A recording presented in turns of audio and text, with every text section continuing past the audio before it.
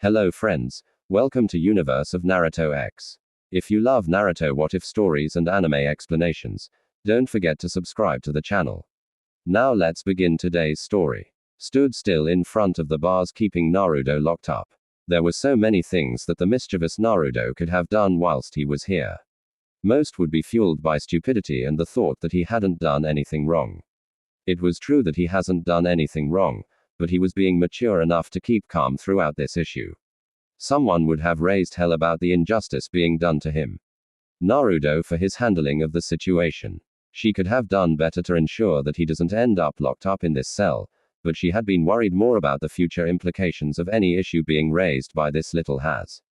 Slay from the corrupt old fox. If anything, the Godam wanted to grab him by the throat and snap his neck just for being alive. She would at least give it to Danzo that he hasn't come this far by being stupid.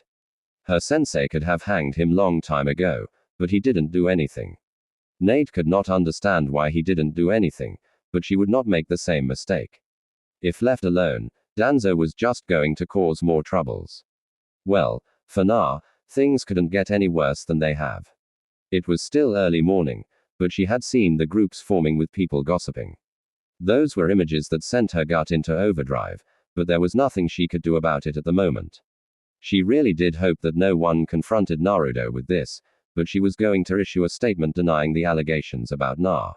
Some sensible people would see the reason and stop hating on Naruto, but that wasn't something that one could bank on. Konoha's villagers have never been rational when it comes to Naruto and the QB. They were always quick to hate and judge. The slug princess smiled weakly towards Naruto, who stared back at her. Sunyuna did not say the first word, but Naruto did. You sure took your time to see me, Sunyuna. Sama, Naruto said as he stood up. He did so slowly before stretching his muscles. Movement was restricted in this place, and that made him a little stiff. But I guess you are here to free me. Nodded, but she did not move to unlock the cell. You don't look too bad, she said in a weak tone. Na tilted his head to the side. The woman appeared to be hiding something. Or perhaps W is trying to ease into something difficult. If she wasn't here to free him, she was here to deliver bad news to him. That would be unexpected. From his conversation with Kakashi last night, he figured he would be released soon. And if Tsunade was going to come with bad news, that would change things. He had reached his tolerance limit. He wasn't going to stay here any longer, but it would depend on what the Godam Hokage was saying to him. If she was promising him something good, then he could tolerate this a little longer. He also knew that it wasn't safe here, knowing that Danzo could get to him at any moment he chose. I think I have had worse than this. Naruto responded in a measured tone. He did not voice his thoughts to the Godam. He waited on her. Mood just seemed to worsen at that. It hasn't been a pleasant life, hasn't it? She asked sadly. From the emotional trauma you faced in the hands of the villagers to this, it is still remarkable that even after everything you chose to fight to protect this village, if there was one whose loyalty should never be questioned, it would be you. We are here. You are being accused of trying to kill Danzo. We have cleared you of any wrongdoing, and normally you would be free to do anything you want, but because you're Uzumaki, Naruto, there is always something happening.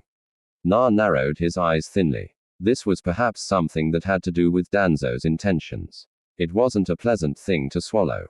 Honestly, he was starting to fear for the worst now because really Na didn't want anything forced. Any forced movement would alter things in ways that he did not want. Well, nothing really went to script, isn't? You could never plan for life to play it in a certain way. There were always going to be forces greater than you which will push things out of your control. If Danzo planned something sinister, then he could not control that and it would certainly change things for him. Na shook his head. Was he forgetting what Kakashi said to him the previous night? The villagers were acting funny. Na did not voice those words. He simply asked the god. I'm thinking she had something different to say. What is it? Noted that Naruto's tone displayed no emotions when he asked. It was almost as if he was daring her to say bad news if she wanted to see his reaction to it. The Godam shook her head. Perhaps she was overthinking things. I won't say anything, but it will be better if you just see it yourself. It won't be something you will like. More like a return to those bitter old days of yours.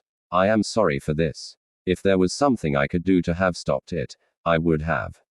The woman sounded in pain when she said those words. Meet me in my office when you are ready. Hades said those words and unlocked the cell. She walked away from the blonde Azuaki without saying anything further. Na stepped out of the cell, but he did not feel free. There was no freedom raining down on him.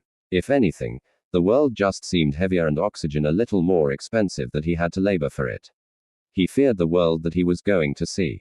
Kakashi didn't paint a good picture, and has just made it worse. About 10 minutes later, to Kurama, this was both laughable and sad. He had first laughed when he noted what was happening in the streets of the Hidden Leaf. The villagers were doing what they used to do before. Well, it wasn't exactly the same, but there were stares and hushed whispers as the blonde moved about the streets. It hadn't been funny, but the Beiju had burst into laughter before calming down to look at it sadly. He didn't think a couple of nights in ambush cells would result in the blonde going back to that old life. He was sure that perverted Sannin was going to preach for Naruto to do more good for the villagers to prove himself to be a good person. He had been trying that, but now he would have to do that all over again. Kurama didn't think so. He would not have the patience to do something like that. Hell, if Na freed him now, he would not have a problem in making this village a former hidden village. Yes, there was no Yandai Hokage this time around. He could wipe out this entire village within a couple of minutes. The perverted Sannin wasn't here to summon those toads to stand in his way. There was no one remotely powerful enough to stand before him. Kurama thought of tempting Na. If you're tired of all these, I have no problem in letting loose. The Beiju said, I would even be content with staying in here for a little while longer without any thought to escape the seal. The Beiju said devilishly. Naruto's form appeared before the Beiju. The blonde was wearing an expressionless mask on his face. It was just dead of any emotion. When he spoke, the tone did not betray the expression on his face. What makes you think I would even go that far? Kurama shrugged indifferently before replying. I don't know. What about the anger and hatred I feel from you? What? You have taken enough. Don't you think I can't sense those emotions from you? You do enough to control them, but someone would have snapped already. It nevertheless doesn't change the fact that you have them deep in your heart. Na was silent for a couple of moments. I'm not that ignorant that I would fail to notice the emotions that I have. He was very much aware of the negative emotions he had in him. They were buried deep within his heart. He tried to suppress them, but this kind of reality made it very difficult. There was a little voice inside his head telling him to punish this treachery, to do something about this. What had he done to these people to deserve this? Just a little rumor and the fact that he was locked up in ambush cells and they were ready to revisit their old memories. Had it been someone else, they wouldn't have cared or even react in such a manner. He was different from everyone else. He was the host of the Beiju that killed their loved their ones. To some of them he sheltered the Buju and to some he had been the Beiju itself. Such a sad reality. Now the Beiju must influence his decisions. He must be going insane. What was Danzo trying to achieve from doing all these? Did he want to isolate him so that he could manipulate him a little easier? A foolish move. It had its consequences, but he was simply not going to allow that snake to manipulate him because he was feeling lost. He wasn't that stupid to forget that this was because the man started the fire. If Danzo thought he could manipulate him, then he was as arrogant as Orochimaru, thinking he could destroy the Hidden Leaf. What are you going to do about this? You should know that as things stand, even if you wanted to be in the good graces, you would have to save them from total destruction for them to look at you fondly. Even if such an event were to occur, would you even be motivated to save them after everything? Naruto refused to respond to the question. It was something deep that would get him having thoughts he did not wish to have at this time. He had to face the God Hokage. No wonder the woman looked as if she was carrying the entire elemental nations over her shoulders. The situation was bleak and could destroy any hopes a person has. Why are you talking as if there was a plan to stay in this village forever? Na asked the QB. The situation wasn't desirable and he hadn't done anything to make these people hate him. But there had been no intention from his side to kiss their behinds in an attempt to get them to like him. He could discuss ways with Sunyunit, but it was all just going to be pointless talk because he had plans to leave this village for something greater. This would just make it easy for him to leave. Of course, this didn't mean that this situation didn't wound him. Kurama's response wasn't immediate, but it did come. With you dwindling around the village, I thought you would be having second thoughts. The moment you were arrested, you could have broken out of the cells and make your escape. With what you're going to do, will attempting to kill Danzo really be the worst thing you would have done? Gnarly frowned upon hearing those words. Yes, he was going to do so many things, many unspeakable things. This was just wrong because the villagers hated him for something he hadn't done. It was all just rumor, and the fact that he was walking within the streets should mean that he was cleared if any wrongdoing. But they were still looking at him with suspicious eyes. Perhaps he was being hesitant on doing what he had planned on doing. It wasn't going to be an easy road. I have my reasons, but this isn't something that should really get me down. Na said those words with a sigh. He stopped walking for a moment and looked up with his eyes closed. He sucked in the cold air, trying to get a feel of the village. He opened cold blue eyes and held out his right hand, looking as if he wanted to catch the sun.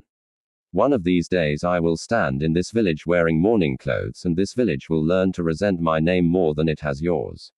Kurama smiled. Now there is some resolve in your tone.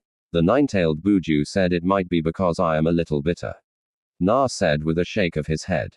Wouldn't it be something else if I could raise my hand like this and make clouds from them?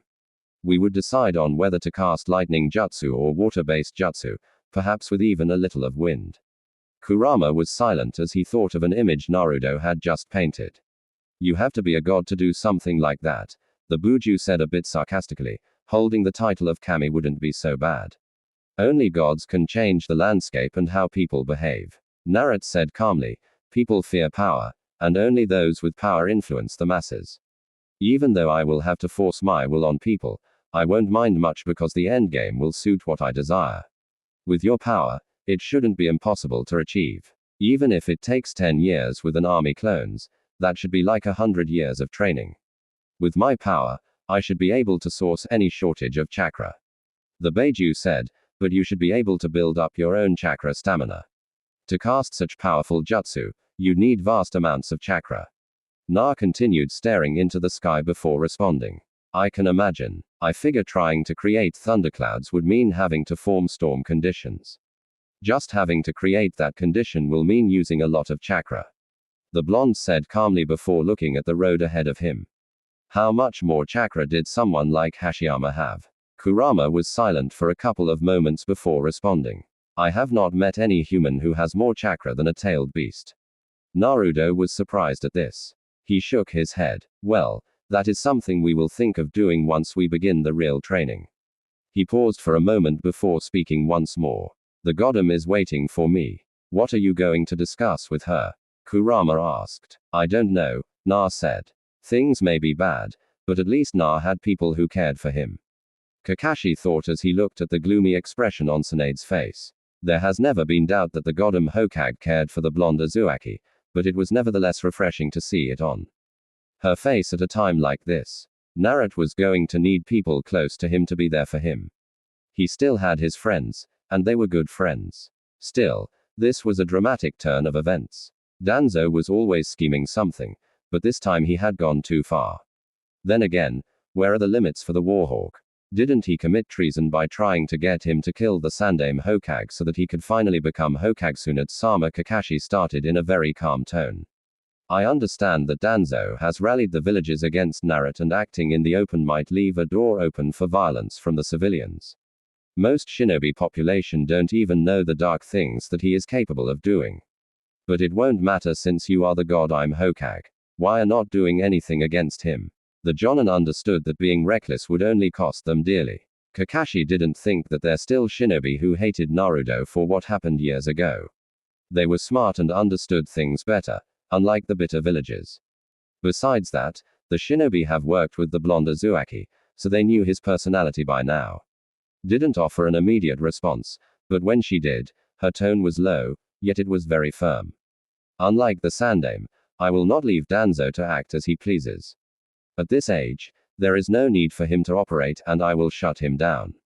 Of course, I understand that he will not simply lie down if I choose to force the issue. It will be either fleeing or putting up a fight. I simply cannot allow things to spill in the open for the villagers to see everything. I'm displeased with them, but I cannot allow him to get caught in the crossfire of shinobi matters. Danzo will be dealt with, and we will do it in a way that erases his existence from this village along with the Foundation. Personally, I don't want anything to happen to his people. I would rather they fall under my command. But we know that Danzo teaches utmost loyalty to him. So, I don't know if they will be able to switch should Danzo be killed. Kakashi was silent for a couple of moments before finally opening his mouth. You don't want to cause unnecessary bloodshed. Nodded. I can't use the term innocent because I know there are things that they have done that can be considered treason. Sai came in just to spy on Naruto for Danzo. We knew that, but we didn't think that it would lead to such a situation. They are all guilty as their master. Yet, she was not willing to have them all killed along with Danzo in a very SS rank mission. What about Na? I know he just got back, but it would be best if he went away while I try to solve this Danzo issue, or he could go away after we have solved things. Sun Yunad said calmly. This is just a thought. I don't know if Na will accept it. We have to do what is best for Na mentally. For now, the village can wait. Naruto's mental state and happiness must come first. This wasn't what they taught at the academy, but it would do in this situation. The village was the one that was wrong in this situation. Na could be afforded the chance to put himself first over the village as long as there were no treasonous thoughts. And as the Hokage, she consented to it. She would not care what anyone says or what the clan heads have to say about it. The decision was hers and she would do what she felt was best for everyone. The village calmed down with Naruto present Amway. She could try to make them see sense and expose Danzo's lies to them. Nodding to herself, Sun Yunad was going to work on that. She was going to let them know that they should be ashamed of themselves. Naruto was innocent and Danzo was the guilty bastard who had tried to take away Naruto for the QB's power and resorted to dirty tricks when that failed. If she so wished, she could even tell them that the reason the blonde Uzumaki was chosen to be the CQB's Jinchuriki was because he was Manado's son. They could deny it all they liked, but pictures of a pregnant Kusha along with Manado were there. Even a stupid person would ask what has happened to the child of the Yandai Hokage if his wife had been pregnant days before the QB incident. Kakashi did not dispute the thought. PF Naruto taking some time away from the village. There was not much that the blonde Uzumaki could do to change the situation at the time. Before the Jonin could say something to Sun Yunad, there was a knock at the door. Sun Yunad didn't have to say anything for Naruto to open the door. There was a bit of a chill air that swept into the office when the Uzumaki walked in. He didn't say anything though, but just settled on the free chair beside Kakashi. When no one said anything, Naruto spoke. I wasn't expecting to see you, Kakashi. Sensei, Naruto said in a very calm tone. When you said things had changed, I thought it wouldn't be as bad as I had feared. Na said to Kakashi in a quiet tone. Well, it isn't as bad as it was last time around. When walking around the streets was like walking inside a steam hot pot. He didn't have to think on whether he could live with this situation because he wasn't going to live in this village for much longer. He was going to leave at any moment, even tomorrow or the moment he leaves this office. He could disappear from the Hidden Leaf for a couple of years. There was so much training that he had to do and so much more he needed to learn. He didn't need to see his friends. Seeing them look gloomy over his situation would just make him feel miserable about leaving. He knew that they were going to have some second thoughts. They were going to look at this and only say it is because the villagers treated him in this manner that he decided to flee the Hidden Leaf. He could not avoid it, though. Ideally, he would have liked to leave on better terms, but this was not what he expected. It wasn't going to change anything. Nevertheless, Kakashi quietly absorbed Naruto's words before thinking about the younger days of Naruto. The blonde had bravely walked around the Hidden Leaf. Even though most villagers held contemptuous thoughts about him, he hadn't minded, but just walked with a brave face, a wide grin, and didn't seem to care about anything in the world. But that statement now just revealed that he did care about things. There had been those lonely looks when the blonde was alone, those questions that the Sandaime faced when he went to visit Naruto in his apartment. There was no doubt, though, Naruto had been happy in Team 7. They had been like a family. Kakashi cherished those memories, and he was sure his blonde student held those memories more dearly than anyone else. It was perhaps the only part of his life that made him happy. What do you think about it? Kakashi asked, just to see how Naruto would respond. Na stared at Sunyunit's eyes for a long minute. A sad smile flicked through his expression for a second before being replaced by a neutral look. It's really sad. I've never really given myself the moment to hate because I realized it wouldn't make me happy but much more miserable than I was. It turned out to be the right decision when I enjoyed my time in Team 7. Even at this stage, my thoughts are not mixed, but I cannot say that I hate the villages for this. Perhaps I'm being cynical, but when it is coming from I don't think I should lose my sleep over it. That doesn't mean that I love every moment of this. Not at all. I don't even understand why they could go back so quickly. I don't want to understand. My thoughts of Danzo are different altogether. The words were a bit cold, but there didn't appear to be any dark thoughts lingering around the corner. When the blonde spoke, not even when he spoke of Danzo. Was curious. How could he not come to hate the villages for this? Was he just ignoring the negative emotions instead of dealing with them? If he was just pushing them at the back of his head, then he was probably going to explode one day. Why don't you want to understand? Asked. Her tone hardened. Na raised an eyebrow at the tone. It sounded forceful, but he didn't mind responding to it. Honestly, I want to say I just don't care about it anymore. If my dream was still to become Hokage of this village, then I would be worried, but that isn't a priority for me anymore. Life is something else, isn't it? Before I left, I shouted being Hokage. And really, it looked as if it would be possible when they cheered for me at the Chunin exams. With humans, anything can change. I have changed and they change every morning. One little thing about the QB, and they are ready to abandon all the good memories and focus on their fears. Well, fear is a powerful thing. It can manipulate even the mightiest. So many decisions are taken because of fear, but that is life. Unfortunately for me, Sunyunit frowned. She didn't want to think deep about this. She was already thinking too much about this thing about Danzo and how to deal with him. Jiraiya could deal with this. From what the Sonin has said, the blonde Uzumaki was very close to him. She could not penetrate through that cold exterior. The god Hokage sighed before shifting to the main subject. I called you here because I want to discuss how we are going to deal with this issue.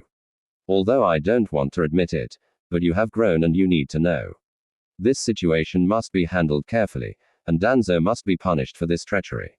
I want to do it quietly. Na didn't smile at hearing that. He just tilted his head to the side, thinking about what the slug princess might be trying to suggest.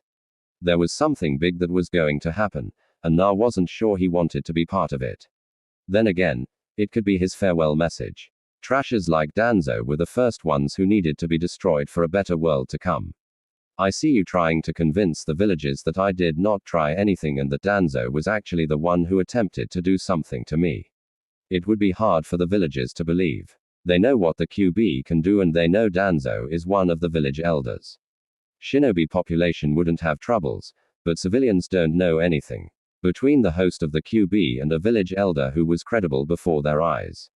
Who do you think they will believe? Tsunade sneered in thought, but she gave Naruto a firm response. They will believe that snake. However, I'm still Tsunade, one of the legendary Sanines. When I came back here, they were singing my name. I will remind them it was you who convinced me to come back. And if they think I would lie like that to them, I will offer my resignation as Hokage. I've had no troubles living outside this village, and I can do it again. You must understand that there are things worth protecting. Jiraiya couldn't convince me to come back to this village. No one could. I gambled, drank through my days. I was miserable for years, but you came along. It was your action and your words that convinced me to come back to this village. I have been at peace, happy since I came back. I owe that to you. Naruto smiled. It was a happy smile, and it didn't last for just a second. He was honestly happy to hear those words from the woman. He wasn't going to deny that she had become a part of his family, but that would be destroyed when it turns this world into its knees. It was really a sad thing that he would hurt this woman who was willing to resign as the goddess of this village for him. For the truth about him, it was really going to be a miserable existence out in the wild. If it would hurt, how much more his friends and Jiraiya? What about Kakashi? He was going to lose another student. Yes, there would be a lot of people who were going to be hurt by his decision. For a moment, the smile on his face almost slipped off, but he held it firmly. Well, at least he was going to be quiet for a couple of years in the underground. It would give them much more time to think and forget about him. Hearing that makes me happy, Bar-chan Na said. He could not hide the sadness in his tone. Neither Kakashi nor the Slug Princess commented on it. They just looked at each other for a moment before looking back at the Blondumaki. What are you planning to do to Danzo? He must be executed for treason, Tsunade said in a tone of finality. It isn't going to be easy as he will not lie down and allow himself to be hanged. We must take measures to outmaneuver him and manage his route. We must deal with him in a way that they don't end up trying to get revenge for his death should they remain alive in the aftermath. Danzo's Ambu are highly trained, but they are not that many. Last time, the Sandaime managed to surround them with his Ambu. However, since this time around, something has to happen to Danzo. It's not going to end with a stalemate. There will be bloodshed, Kakashi added. Nodded in agreement. Nothing is going to happen until Jiraiya returns. It has to happen quietly in the underground. Anyone who isn't involved must not know about it. The Godime paused for a moment before asking, have you killed someone? Nah. You want me to take part in this? He asked. You don't have to worry about me. The blonde Uzumaki said this would be his last mission for the Hidden Leaf. He could do that and flex his muscles, but afterwards he would be gone. The day that follows, Konoha would wake up with him gone from the village. There would be no need to blame him for the murders if it was going to be hidden. People would ask questions later, but he did not worry about that. Are you sure? Na nodded. I have grown, he said before standing. I think I'm going to go have some ramen. I need something to soothe my soul. That said, the blonde Uzumaki walked away from the office without saying another word. Still within the Hokage Tower, Naruto came across what he recalled as Danzo's fan club. But according to Jiraiya, since Tsunade led the charge, they have been a little different in their support of Danzo. Nevertheless, they were supporters of the Warhawk and would not mind digging him out of any hole he dug himself into. Those old wrinkled faces of the village's elders stared at him unflinching. You walk proudly after everything that has happened, the old woman said in a cold tone. Why should I act any differently? I'm not guilty of anything. It doesn't matter if you're guilty or not. Kaharu quickly said, because of this, the village has lost its peace once more. The villagers are on edge, thinking the Q.B. will appear out of nowhere again. Na raised an eyebrow at this. Yes, she probably knew that Danzo had tried and failed to get his hands on him and resorted to such dirty tricks. Shouldn't you blame Danzo for that? The woman sneered. Danzo is blameless. He has always thought of Konoha in everything he does. The village has always come first in everything. Na stared back for a couple of seconds before shaking his head. He walked past the old pair without saying another word. He really didn't have the time to entertain such people of this foolishness. They could say whatever they felt was right in their heads. Perhaps old age was getting to them, but he wasn't going to stand there lest he ends up getting riled over. Something he could just ignore. Back in Sane's office, Jiraiya told me that Na had changed, but I didn't want to believe it. Said in a slightly tired tone, the more I see him, the more I realize that he has truly changed. He isn't the same brat he was back then. It isn't a bad thing, but I do miss those big smiles of his, the enthusiasm he showed when he spoke about becoming Hokage. I didn't think that a day would come when it would no longer be his dream. Honestly, didn't know how to take this. When Naruto kept silent about this since his return, she had suspected something was up. Well, the cards were out now, but that didn't ease her worries. She couldn't even guess what the blonde was thinking. He didn't carry all his emotions on his face these days. But at least today, he did reveal some of his thoughts. Really wished he had said something different. It wouldn't have worried her. At this stage, she was going to look for a good drink by lunchtime. I'm sure one person who will be baffled as Konohamaru, Kakashi said with a shake of his head. But I guess this is something that Jiraiya-sama already knew. Nodded. You have spent more time with him. How much difference do you see between this time and before he was stabbed by Sasaki? Kakashi seemed to flinch at the mention of Sasaki. It was actually the thought that he had used the jutsu that the Jonin had taught the Uchiha that made him flinch. He's a different person, but still nah. That doesn't make sense. Suin said, if he has changed, then he isn't the NA. The slug princess trailed off when Kaharu and Hamura smoothly walked into the office.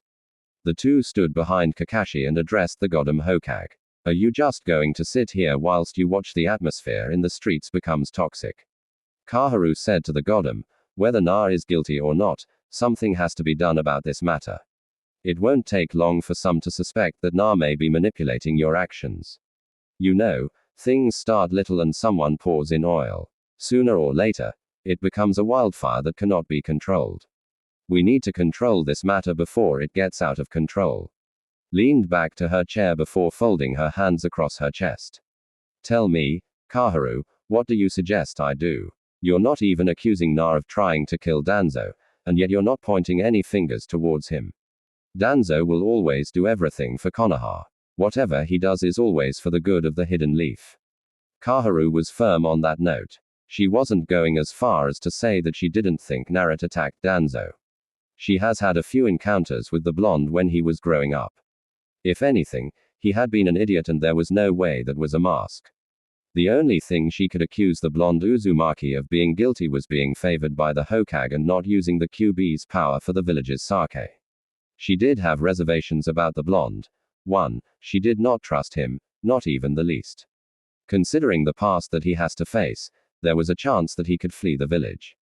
Perhaps Danzo was trying to avoid that. It would be a disaster for the QB to be taken by one of their enemies. It would certainly raise levels of fear within the village, and that was something they had to avoid at all costs. You should take Naruto off the streets and put him in Anbu. If the villagers don't see him, they will calm down a bit. Besides, when he is in Anbu, he can be monitored fairly. Homura said, you know that he is a flight risk. If he wasn't, this situation has made that a possibility. Kept a straight face when the old man said those words, but if she were to be honest, the thought did cross her mind. Although Naruto could be marked as a flight risk, she just didn't think that the blonde would go that far. That was just her opinion, though.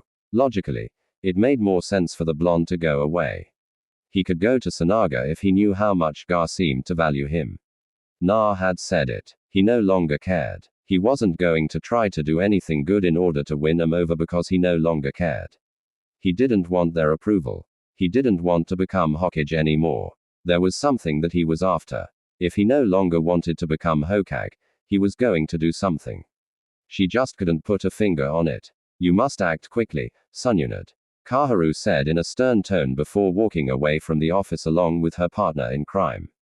Kakashi stared at the Godam for a long minute before asking something. Did you consider that he could be a flight risk when he was here? Is that why you didn't tell him you were thinking he should just depart the village for a while until things calm down? You heard him, Kakashi. He doesn't care. He doesn't want to understand anything about them. Even if Na has friends in this village, do you think that would be enough to keep him here if he can be happy elsewhere? When you think about it, take note that he no longer has any desire to lead this village. You can as well say he has lost his love for Konoha.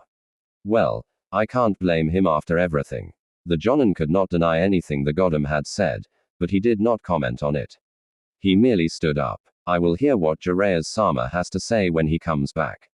But I will try to talk to Naruto just to see what he plans on doing later. Training Ground 7. Sakura looked sadly into the sky surrounded by her friends. Life was a bit unfair, wasn't it? Perhaps she was being selfish, but she had lost Sasuke, her dear love. But now Naruto was going through another situation. They could all vouch for Naruto's character, but they didn't share the same thoughts as the villagers.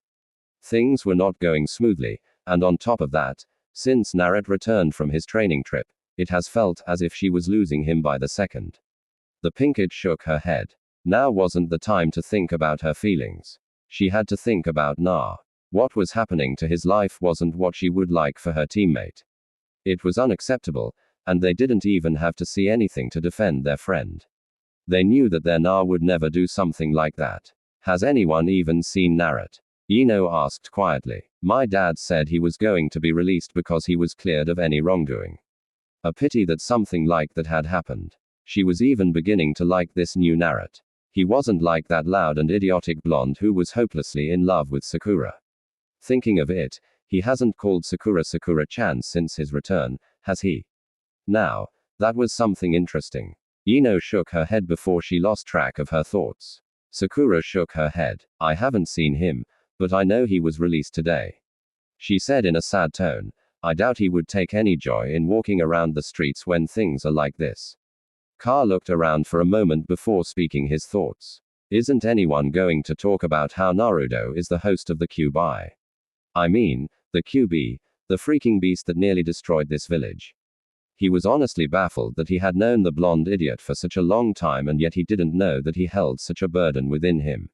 Well, the fact that Na wasn't anything like Garage just meant that being a Genchiri didn't change the way he lived his life.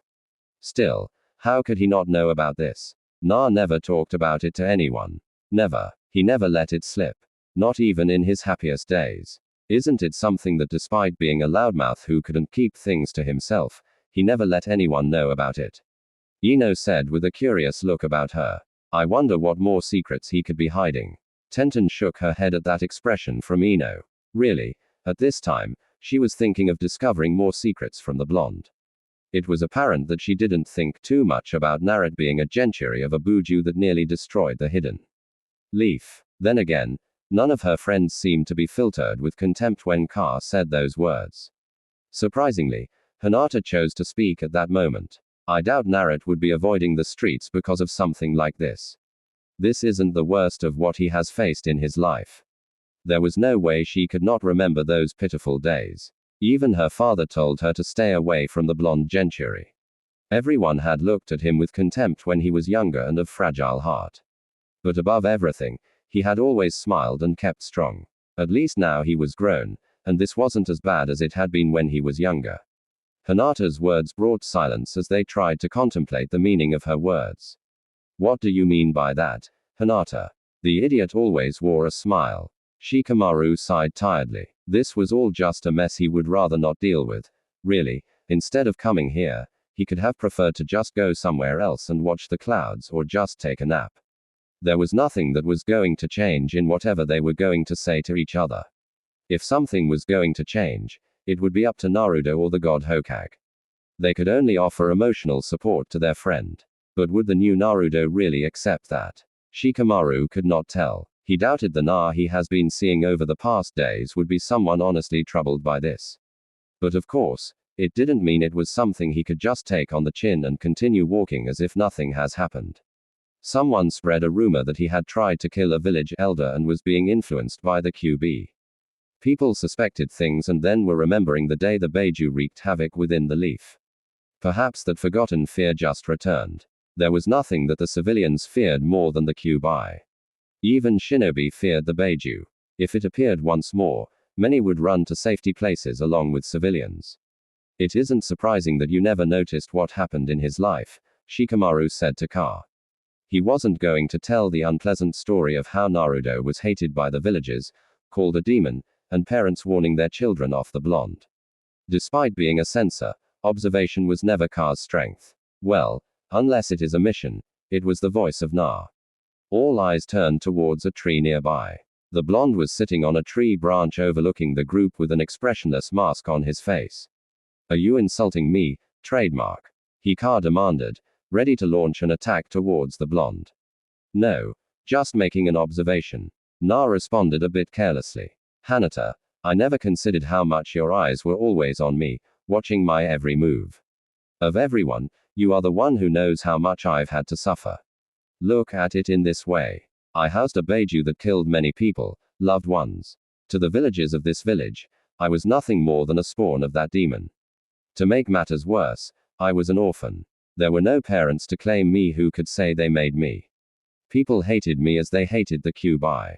I got kicked out of the orphanage and by age 5, I was already living by myself.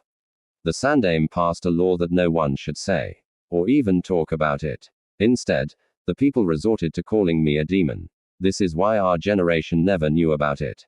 Parents just told their children to stay away from me because I was no good. As a result, I couldn't make any friends. Do you know what was worse? Even I didn't know I was a Genchiri. My entire life in the academy, I was hated and didn't know why. Confusing. There had been moments I thought perhaps I was a demon. Don't you guys find it odd that I failed the graduation exam, but the next day I came back with a headband.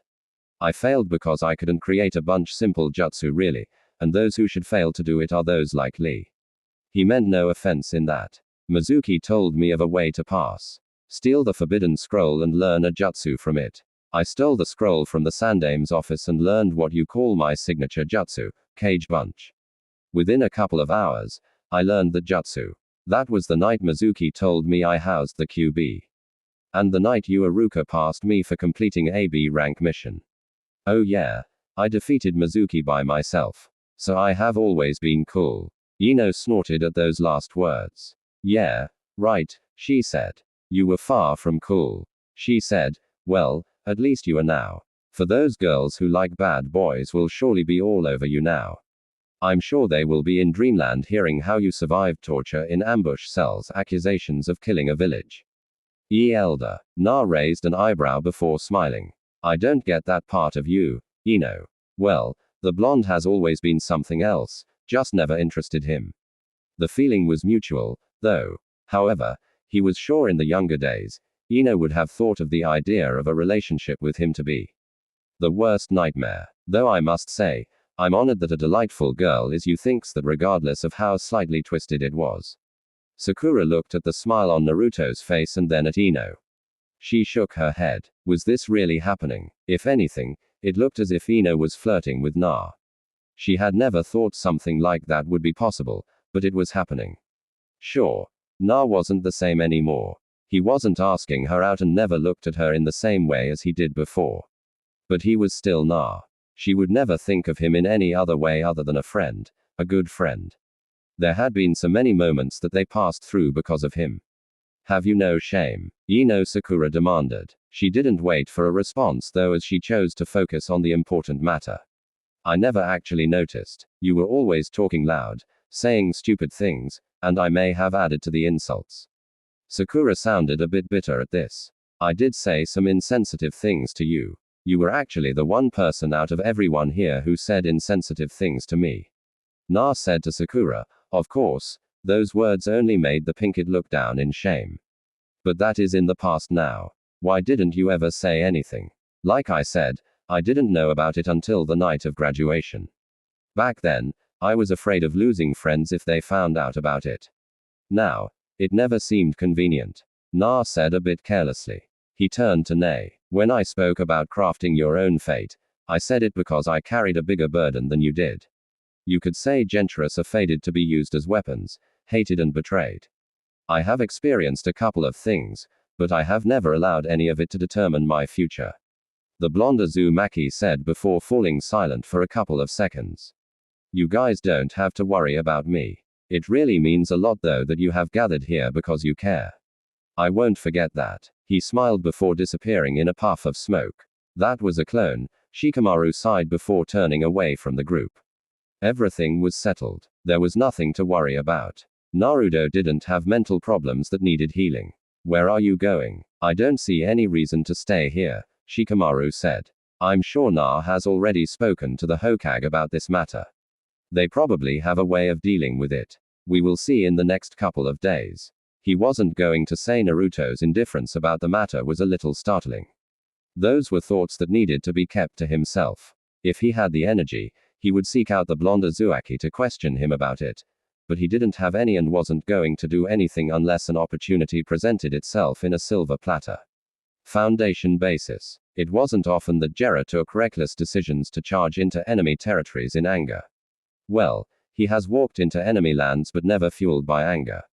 This time it was different. And if Danzo wanted to fight him, Jiraiya was prepared to retaliate. He was even willing to allow the man to see his sanjutsu in the process. He simply could not allow the man to walk freely without letting him know of his feelings regarding this mess he has just caused. The Foundation and didn't try to fight him as most shinobi who fear his name. They had greeted him stiffly and escorted him to their master. The old war hawk was sitting on a throne-like chair, his never-hanging expression glaring down at his face. I didn't know you knew about this place's entrance.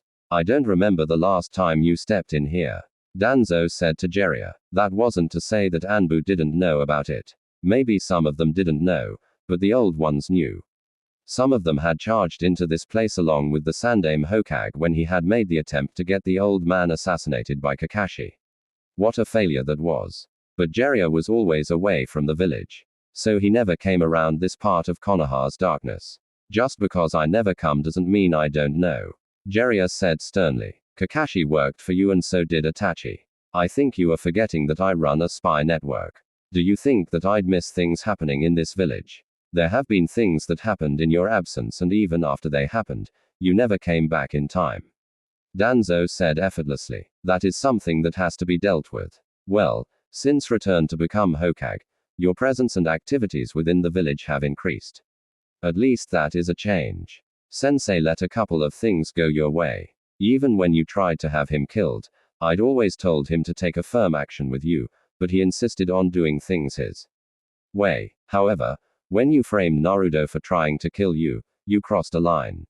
You made things personal, Jiraiya said in a cold tone, leaking a murderous intent that put the present agents on edge.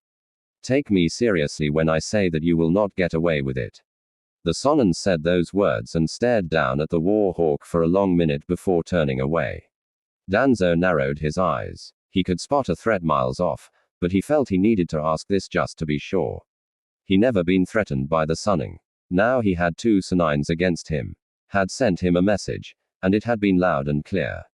The woman wasn't going to simply sit back and watch things boil over whilst standing by the side. She was going to do something. How he missed the days he used to spar with the Sandaime Hokage. Are you threatening me, Jiraiya? Threaten? Jiraiya said. No, I'm letting you know that you will pay, even if it means I have to burn down this entire facility to do it. I will make you pay. It's not a matter of if, but when. The Sonin strolled away in an imposing manner after saying those words. He left Danzo with no doubt that he was going to take action over his treacherous actions. He had done everything to make sure that Na rebuilds his life and tries something for Konoha. But this bastard had ruined everything. Letting him go without ripping him would be just careless and not acting in the best interest of the village and Na. More importantly though, Naruto's interests. Danzo stared at Jiraiya's back until he disappeared, digesting what the Sonin had just said. There was no way he could count the threat as nothing. Unlike other people, Jiraiya wasn't just a small boy he could handle easily or manipulate. The man was a Sonin who has demonstrated his power repeatedly. If anything, Danzo would have avoided a fight with the Sunning. Jiraiya would not only be the problems and Kakashi would surely get in the act. Even so, Danzo didn't think that this was something he could not handle. He could handle this situation without any trouble. He would just need to be careful to avoid falling needlessly. Annoyed, Danzo started. Arrange for an increase in security around the perimeter. Something is going to happen soon. Hi, Danzo. Sama. Danzo was left alone trying to figure what the Sonins were going to do. What would they do to him? He didn't think they would go as far as to try to kill him. Well, the look on Jiraiya's face could argue with that. Nevertheless, he did think it was just the man allowing his emotions getting the better of him. He wasn't going to provoke anything further, but just watched things proceed smoothly. The stage was set and he had played his cards. It was time for Sununid to make her move. He did have Na exactly where he wanted him, isolated from the rest of the village. A few minutes later, you took your time to get back, you damn pervert. All but shouted at Jiraiya the moment the Sonin appeared in her office. She didn't care about the rare stern look on his face. She was going to put one in a couple of moments once she has gotten over her emotions over the fact that he was finally back. I was in a dangerous situation, Jiraiya said. But I returned as soon as I could. I have already spoken to Danzo. I'm sure he will be alert for any strange movements. It doesn't matter regardless. A firm action must be taken against him. Naruto was his precious godson and he wasn't going to allow anyone to ruin his future, especially not a corrupt bastard like Danzo. You're more pressing on taking action, Sununid said. Not that it was surprising since she was also pressed on doing something against Danzo. But this was Jiraiya and he should know how to handle things smoothly. If it was something else, he wouldn't have started by seeing the Warhawk, but he would have come to her to discuss things before going to Dan's. Oh, why did you even say to him? I told him that he was going to pay, Jiraiya said in a firm tone. Danzo made a grave mistake in doing what he just did. Na isn't the same as he was back then. I'm not saying that there is something dark about him, but he doesn't think as kindly as he used to in his younger days. He is no longer an innocent little boy. The changes in him mean that he isn't going to try to talk his oppositions into surrendering. I'm also afraid of Naruto's response to all these. I know he no longer has any plans on becoming Hokage. Although he never said anything to me, I could tell because whenever I brought it up, he never showed any interest in it. He was most focused on the peace talk. Perhaps I should have noticed it, but I indulged it because finally I wanted to talk to someone who was interested in peace. The Sonin shook his head after saying those words. Well, we just have to do damage control, and a decision has already been made on how to deal with Danzo. Firmly, the following day, early morning training ground 44, the surrounding trees were cut down, leaving a clear field. If anything, it appeared as if someone had just been chopping down the trees to clear the way for some building. He could feel wind chakra all over the place to be able to tell that this destruction wasn't natural. He had seen something like this before when Naruto was practicing wind control and wind jutsu. The element was his strongest and he was trying to learn other elements. Wind stood out the most though. He still had a long way to go with it, but he could do some things that not many could do with it. Jiraiya looked at the center of the destruction. There was Na sitting in a meditative position, right hand held out with a mini recent spinning powerfully. His eyes were closed and there were bruises around his frame. Still trying to maximize the use of that jutsu? Jiraiya asked calmly. Yes, but the struggle doesn't seem like it will end soon. I cannot control it each time I increase the power within it. I have to find more power when not using Sanjutsu to be able to control and be able to hurl it. In this way, it will damage my hand if use it in its current form. It also consumes too much chakra. I can create thousands of cage bunkens each with Rinnegan, but I can only do 2 Rasentons and still hope to continue fighting. A third one will leave me with only enough energy to run away. A fourth would likely leave me emaciated only because I'm a Genturi. If not, it would kill me. Jiraiya nodded. Well, you're trying to create a powerful as-rated jutsu. If you perfect it, I don't see any defense jutsu capable of completely blocking it. It would simply rip through all forms of defense. Perhaps metal would be its weakness, but anything that can shatter or be moved, it would penetrate. The Sonin said, why do you want to be able to use it repeatedly? I'm going to fight many battles in the future, fight powerful opponents. I need to be strong. Naruto said about that. Jiraiya started in a serious tone. The seriousness of his tone caused Naruto to cancel his jutsu and face the Toad Sage. We need to talk about a threat that has arisen within the elemental nations. Naruto stared at the Sonin for a long minute. There was always something in this world, wasn't it?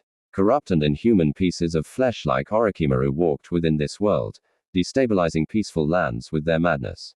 For Jiraiya to speak in such seriousness, this meant that the threat was very big. You must have heard me talking about the Akatsuki in my conversations with my people. I never told you anything about it, and you never bothered to ask about it. Na shrugged. My trust in you compels me to be silent on some matters and wait on you to come to me. I'm not going to hear something or suspect that you are hiding something from me, then charge straight to demand answers. Jiraiya smiled briefly at that before getting onto his message. They're a group of S-ranked rogue shinobi headed by a mysterious leader.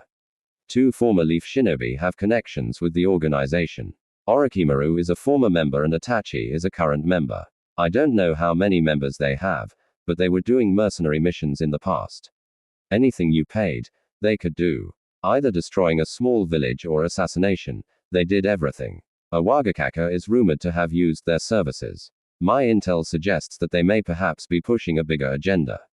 I don't know for sure, but it appears that they are now going after Genturkus.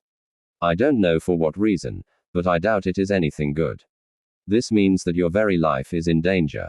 I have already spoken about it with Sunyunad and she agrees that for your safety, you must never be alone when outside the village. S-rank shinobi are basically cage level. With Senjutsu, you should be able to handle yourself against one. But there is a lot we don't know about their strength. Naruto silently absorbed what he was being told by the Sannin with a frown on his lips. It was rather sad that something like this was happening. There was the danger that this could destabilize the current flow of things within the elemental nations. Things were calm, But anything can brew at any moment in this world of shinobi. If the Akatsuki is truly after Genturkus, it simply meant they were after the power. What could they possibly wish to do with that power?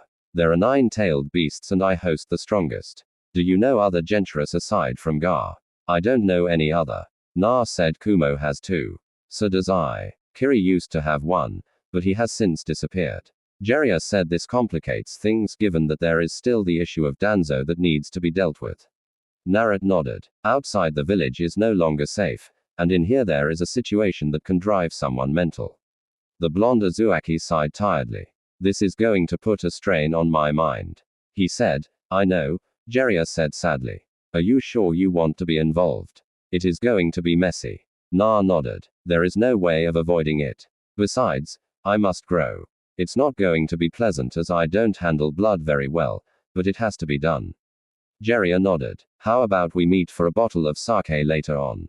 You can help me pick on women as we drink. I haven't had any good materials recently. The Toad Sage said with a grin. Na smiled. Sure. Why not? It was going to be the last fun he has with this Jiraiya. He may as well depart with a bang. The nights in the dark pits where shinobi come to drown their sorrows and lick their wounds were always different.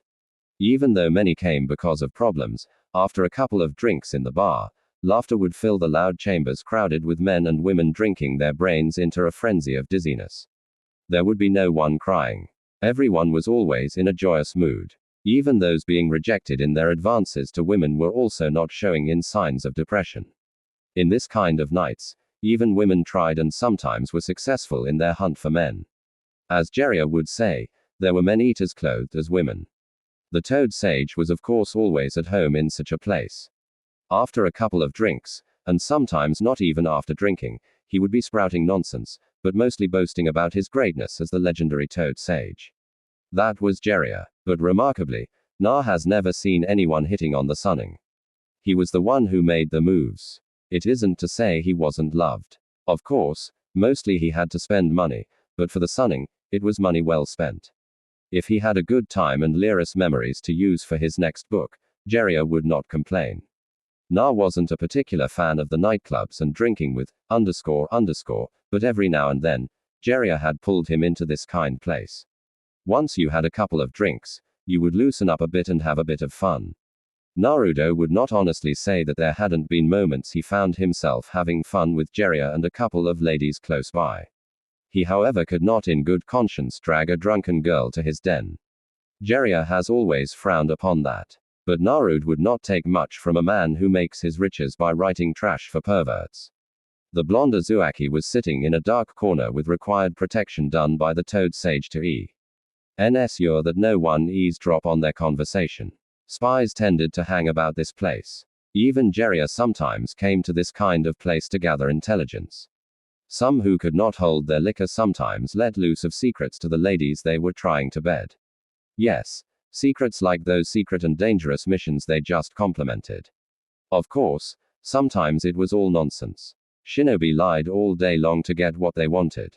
The Uzumaki had a small cup in front of him, but his eyes were all over the chamber of fun. There were shinobi of the Hidden Leaf and a couple from other villages.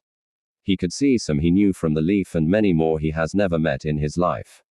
If there were an ambu within, you could never tell. They blended in smoothly. Are you not going to drink? Jiraiya asked Na. The night was still young, but it would be no fun if Na didn't want to partake in it. They were here to drink and just forget about the misery of their lives and what they were about to do. They may as well leave this place if they were going to just stare at the sake. Naruto was his priority this night. So, Jiraiya was willing to take his bottle with him and go to the hot springs with the blonde if it would be enough to get him to talk. He needed to know where exactly the blonde stood with the villages and how exactly he felt about Danzo. Aside from that, he needed to do damage control if there was a need for it. The Genturki turned towards the Sonnen before staring down at the cup full of sake from the land of toads. The Toad Chief was willing to give it to him, but never to Jiraiya. But of course, the Sonnen would always get it from him. Na took the cup and then sip. The sip turned into a gulp, and everything within the cup slid through his throat. He didn't slam the cup at the table like those sitting by the counter. He gently placed it down. Jiraiya took the honors of pouring in some more. I was still thinking about things, Naruto said in a quiet tone. We have come a long way, haven't we, sensei? When you appeared before me after Kakashi abandoned me to a man whose qualification was training students not yet in the academy, I never thought that we would come to a place like this. Jiraiya smiled. Well, it has been a journey. We have filled it with beautiful memories and in a short time. Na nodded. You have influenced a lot about me and my change. Perhaps the only reason I wanted to become Hokage was not to protect the village, but to be recognized as the village's recognized T. Hiyandami Hokage. My existence had been denied as if I was not alive. But if I became great and get to be Hokage, they would never deny my existence. Well, that is the past now. Things change and I'm not too obsessed with it. What is life without growing and changing into something else? It should be acceptable as long as you have not thrown away what is morally acceptable. I have always strived to do what is good. Perhaps I was driven by the need for people to see the good in me. It wasn't an act, but through experience my heart has hardened. He was saying that, yet he felt heavy and burdened by the thought of causing pain the people he loved. He was going to do that and would not cry over it.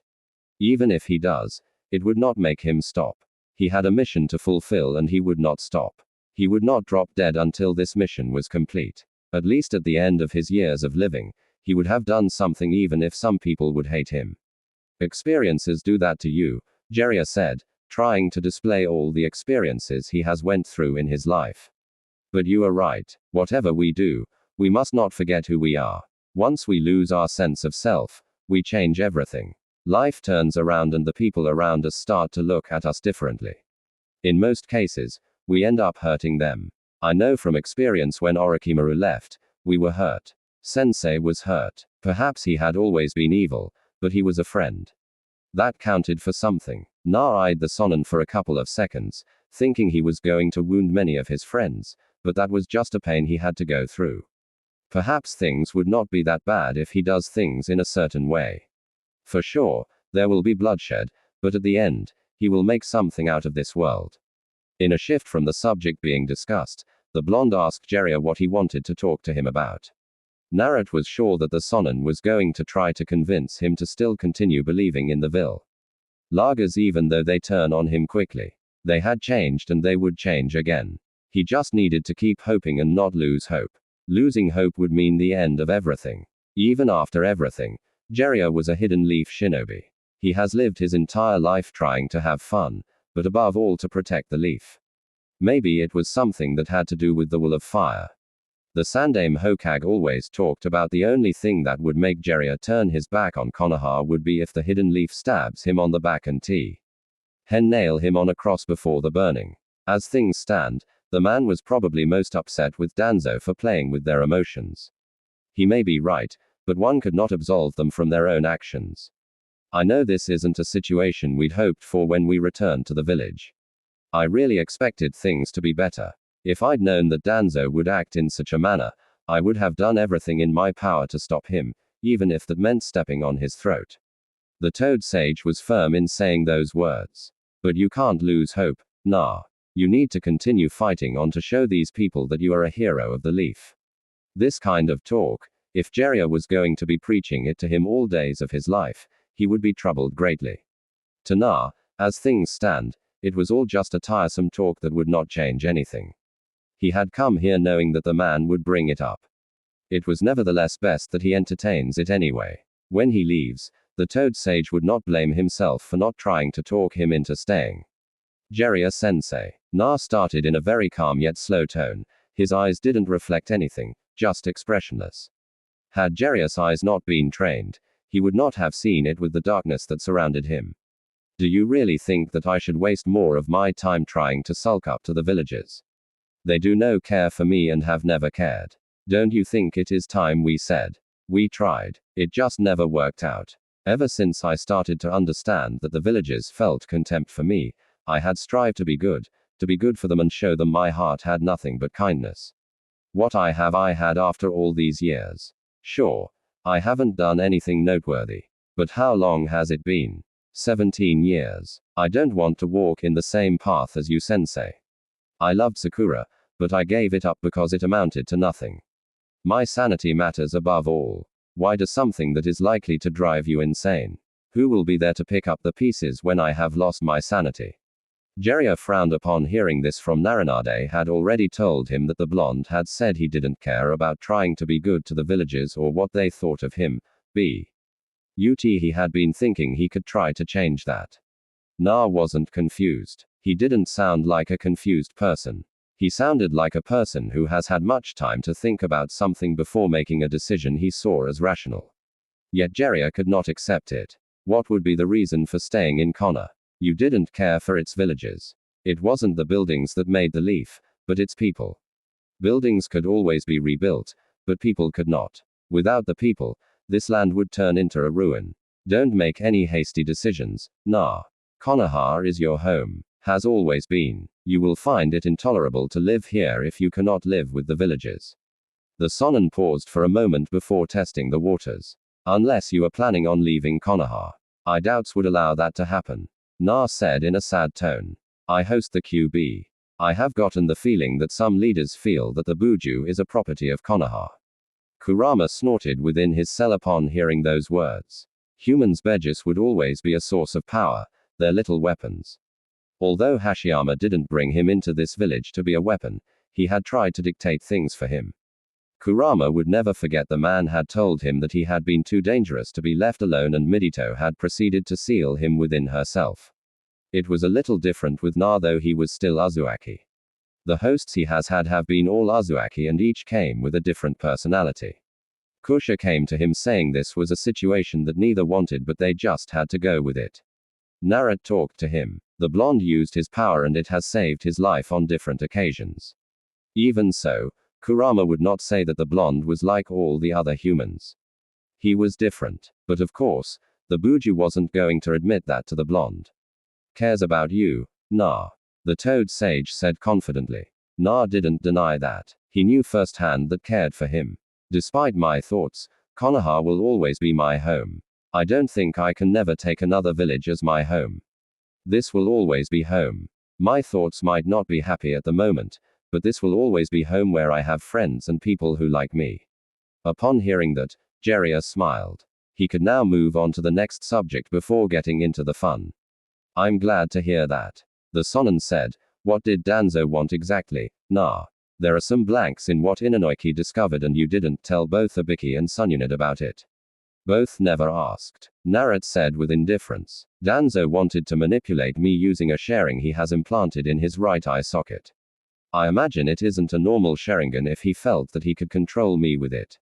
The QB warned me. Jiraiya stared for a long minute with his thoughts going back to a couple of years ago.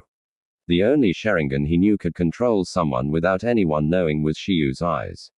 I doubt it is, but Shiui Uchi had a Manio sharing that was said to be able to put someone under a genjutsu so powerful that it could manipulate you without you even realizing it. I don't know if that is the eye, but as far as I remember, when Shiui was murdered, Itachi was suspected to have been the one to kill him. Perhaps it had been Danzo who did it for the Sharingan. For someone who craves power, I don't find it difficult that he would have gone that far. Why didn't you tell us about it though? If you had, she could have arrested him on the spot and have the eye gouged out before he could do anything. It would have been easy to handle him then. If he planned something like this, he must have known that should he fail, something like that would happen. Imagine if I had told that Danzo had a sharing and when she strips him, there is nothing under those bandages. I did not wish to take that risk. That may not be his reason for not saying anything. Na would deny that deep within him there had been a thought of doing things by himself. Should he have told that piece of information, the woman would have dealt with Danzo right there and then. This situation wouldn't have happened. Then again, if it hadn't happened, leaving would be much harder. Jiraiya nodded. He could understand it. I will discuss it with Suon, but this just means that he has more secrets that he is hiding under those bandages. Who knows? With all these, he might not even be a __. The Sonin shook his head at that thought. He was just being ridiculous. Well, more reasons to handle him. Ideally, we want to put him on a guillotine, but we know that he isn't going to allow that to happen. This is why it might get tricky. There will be traps and he will probably try to take us down in the process. My training should be enough to handle what Danzo has to throw. No doubt about that. You really did kill yourself in your training. We should spar soon. The Sonnen said it will be bloody, but we should end up sorting the issue in secret. Has yet to even talk to the people she wants on the job. But she is reviewing profiles. If she talks to them, Danzo will likely catch wind of it and disappear. That would be unfortunate, Na said. But you can just hunt him down. They were talking about potentially killing people here, and yet Na hasn't shown any discomfort about the thought. It was as if he was prepared to do the killing. Jiraiya could simply not wrap his head around the issue. Before they came back to this village, when they spoke of killing, Naruto would always reveal some emotions. But now there was nothing in his eyes, nothing in his face. It was as if he was indifferent to the whole thing. A worrying matter, but Jiraiya still shoved it at the back of his head just so he can enjoy the night. The Sonnen stood up. I'm going to get more drinks and some company, the Sonnen said with a grin. Na shook his head, raising an index finger. You always bring back old woman, sensei. I want girls my age or at least late teens or early 20s. The blonde also stood up. I will get my own company. I have already found someone who pleases me anyway. You brat. When you were silent, you were busy zooming around. Jiraiya accused the blonde. Before I go, can I get a couple to help smooth out the conversation? I forgot my wallet. May have lost it earlier when I had to run away from a murderous mob. I'm not going to give you money. You've already drank my sake, Naruto said with a shake of his head. A man must speak for himself. But then again, you seem to like it more when you peek or pay, isn't it, sensei? Is it because of your unrequited love to Sunyunid like your love for Sakura Aiken? Jiraiya said. Na smiled before raising both his hands. Fair enough, he said to the Sonnen before getting up. Good luck, he said before walking away from the Sonnen. The following morning, Yaku ramen stand. Ayami brought Naruto his 5th bowl of ramen, but she didn't give it to him. She stared at him for a long minute before asking. This is the first time you've had more than one bowl since you returned from your training trip. She said to the blonde, something wrong. As soon as those words left her mouth, Ayami felt stupid. How could she ask if there was something wrong or not? Didn't she know what was happening within the streets of the Hidden Leaf? Even some villagers who sat here even talked about it, and yet she was asking if everything was all right. She shook her head. Yesterday, he had been here, but he only had one bowl, and he had savored it. Before the brown-haired young woman could correct herself, Naruto responded. No, there is nothing wrong, he said with a smile. Jiraiya was being a bad influence on me last night. We drank a little too much. I woke up early because of hunger. There is no such thing as a little too much. Ayami said. If you were drinking, I'm surprised you're up so early and don't look as if you were drunk last night. Well, assuming you got drunk. I'm a shinobi, Na said calmly, but he did not explain it to Ayami. He simply held out his right hand for his ramen. Ayami shook her head before handing the blonde his bowl. If you need anything else, just call me. She twisted away, heading back towards the kitchen. If I didn't know any better, I'd think you come here for the view. Jiraiya suddenly said to Na before settling down on the stool next to the blonde ramen. So early, Na shrugged. If it is open, then it means it is right to eat it. Jiraiya shook his head in response. You got lucky last night.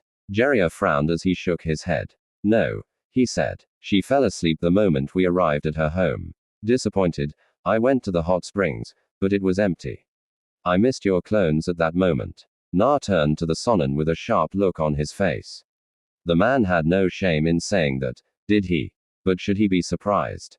The man proudly claimed to be a super pervert. Naturally, he would not be ashamed of his actions and what he says. Of course, this caused some righteous woman to smack the Sonin, but he didn't seem to care about anything. What do you want so early in the morning, sensei? I'm just passing by, he said. But I thought I'd tell you that I'm going to give information I received regarding Sasuke's whereabouts. As you know, I have been trying to track him down. It hasn't been easy since he is with Orochimaru, but I have finally managed to get something about him. I see. When Naruto showed no interest in asking more about Sasuke and what was going to happen, the Sonnen shook his head. You know, you will have to deal with this issue sooner or later. For future generations, we might need the Uchiha. I don't care much personally, but it would be sad to see the Uchiha blood die with Sasuke. It isn't that I don't want to deal with it, Na said with a shake of his head. I cannot deny that I did consider Sasaki to be a friend, perhaps even the brother I never had. Things have changed now, but I cannot really say I hate him. I just don't want to be tangled up in this mess. I already have enough in my plate to deal with. I understand that, Jiraiya said, but refusing to talk about it isn't going to take it away. Naruto eyed the Sonin, who was walking away from the corner of his eyes before staring back at his ramen. His feelings towards the Uchiha were mixed, but he wasn't about to beg the Uchiha to return to the leaf. Not when he was going to abandon it as well. He was going to be many things but a hypocrite. No, if Sasuke felt that going after revenge was good for him, then he wasn't going to try talking the Uchiha out of it. Not when he was going to walk a path that many would disagree on. Of course, such thoughts he could not share with Jiraiya. At least not now. Hoage's office. You're in early, Sun Yunid said to the Toad Sage. She had planned for talks with the Sonin, but she'd heard that he was out drinking with Naruto last night. The report had even included, worming beside the two shinobi. I don't appreciate you influencing Naruto to do any of those things. Jiraiya Suin said in a very stern tone. She hadn't been happy knowing that the Toad Sage had dragged her dear Naruto into a brothel. He was still young and didn't need to experience those things at this stage of his life. He could end up like this pervert in front of her. Given that he had developed a sexy jutsu before he even knew the body of a woman, she wondered how his jutsu would be now. It was no doubt going to be something even more devilishly perverted. Now, Princess Jiraiya said, waving those his hands in surrendering.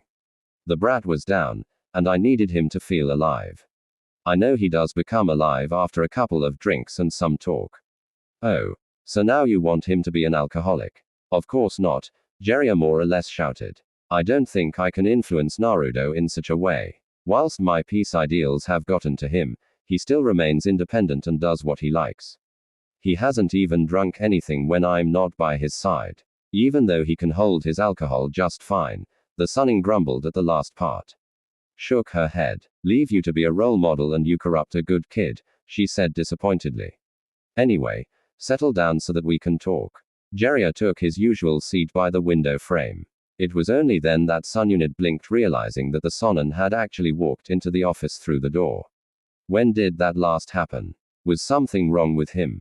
The reason I took Naruto out was because I wanted to find out more about what was inside his head. Yesterday, he was training learning a jutsu.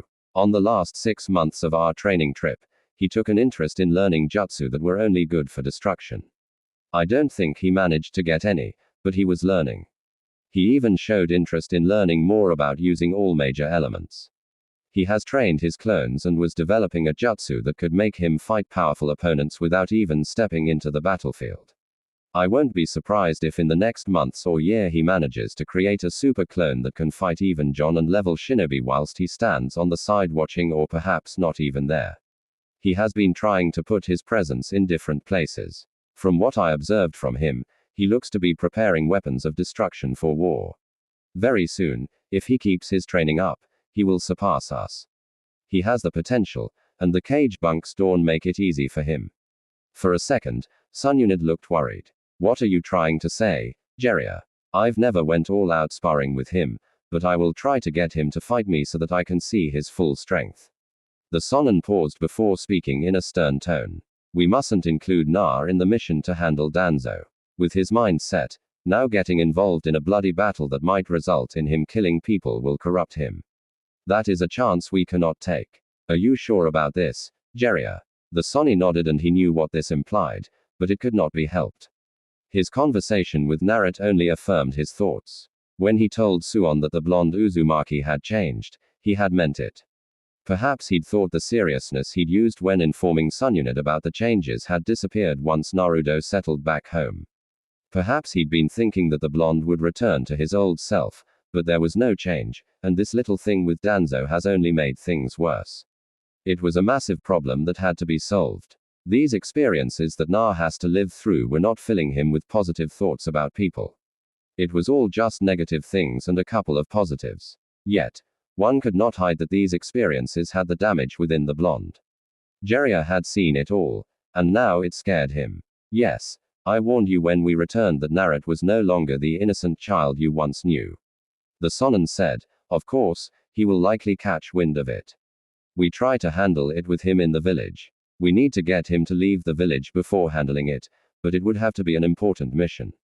Naruto could not be allowed take part in the mission not unless he was done analyzing the blonde's mental state.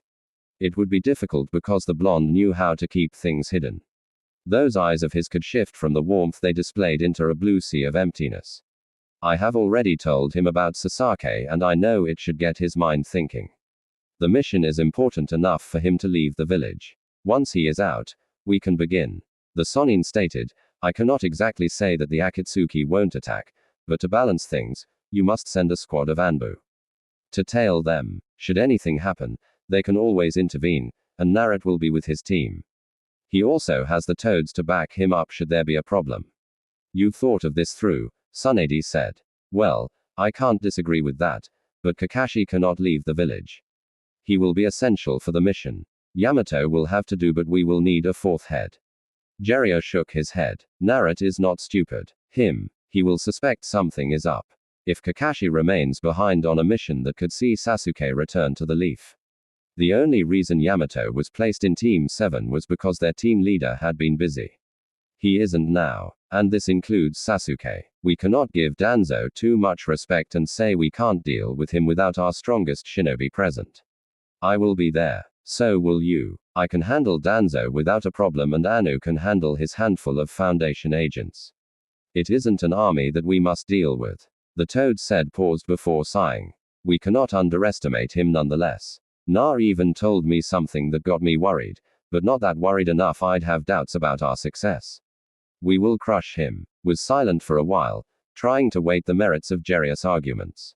She had to think things as well. If she could understand what the pervert was saying, and if she could agree to it, then she would allow for things to go the way he wants. After a few moments, the Slug Princess finally spoke. Fine. When should he depart? Lunchtime. If they keep running, they can cross. They can camp by the Fire Country border by night and enter the Sound early morning. Training Ground 44. You will have to remove headband to use your sharing in both your hands. Kakashi-sensei. This isn't like just after I left the academy, Naruto said to Kakashi. The Jonin had offered to spar with him perhaps just to test his strength. Aside from the Jonin, Captain Yamato was sitting on the sidelines observing. Jiri-sama says, you have improved a lot, but would not tell me if you could give me a run. Kakashi said, lifting his headband. He wasn't about to underestimate the blonde Uzumaki. That stage in his life had passed. Besides, this Naruto wasn't the brat of a couple of years ago. Na smiled, seeing the Jonin showing his sharing. Well, at least he was going to be serious. His last battle against the Sharingan hadn't been all too pleasant. He had lost it even when the QB offered its power. The situation was different now. These days, he was a lot more experienced with the fighting stage, and he thought more before he acted. He didn't just jump into the battleground without determining the situation and how dangerous it was. The self-proclaimed pervert doesn't know how much I have improved, but he knows a couple of things. Na stated, he focused more on the imparting of skills and knowledge. I gained battle experiences by doing some missions along the way.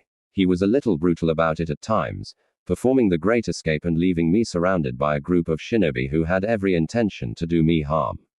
Of course, I'd pay it back by hurling him into a women's only hot ring. Kakashi blinked. He thought about the scenario Naruto just painted. For some reason, he felt sorry for the Toad Sage. There was no doubt that he would end up being beaten to a pulp. Well, he enjoyed the fruits of those beatings in the form of his precious books. Unconsciously, the Jonin's hand shifted towards where his book was safely placed. The famed Jonin's instincts kicked in within seconds when they sensed Naruto close by. The blonde had used his little distraction by lunging towards him in a quick and silent burst of speed. It took a blink of an eye for the blonde to appear in front of him, slightly above the ground, body bent forward slightly with his right hand moving from the right, charging horizontally just above. His left shoulder. The John's natural eye couldn't see anything gripped by Naruto's hand, but it did appear to be gripping something. The Sharingan, however, could see something invisible to the eye formed like a sword charging towards his neck. He was a little alarmed that such an attack was coming straight at him. Instinctively, and assisted by the Sharingan's capabilities, the Jonin managed to jump back in a quick burst whilst his body was bending backwards just for extra security. As he flew backwards, the invisible wind blade whizzed just inches away from his forehead. There was no time to drop a sweat as Kakashi landed. He quickly lunged towards Na before twisting clockwise, returning with a high kick aimed at Naruto's face.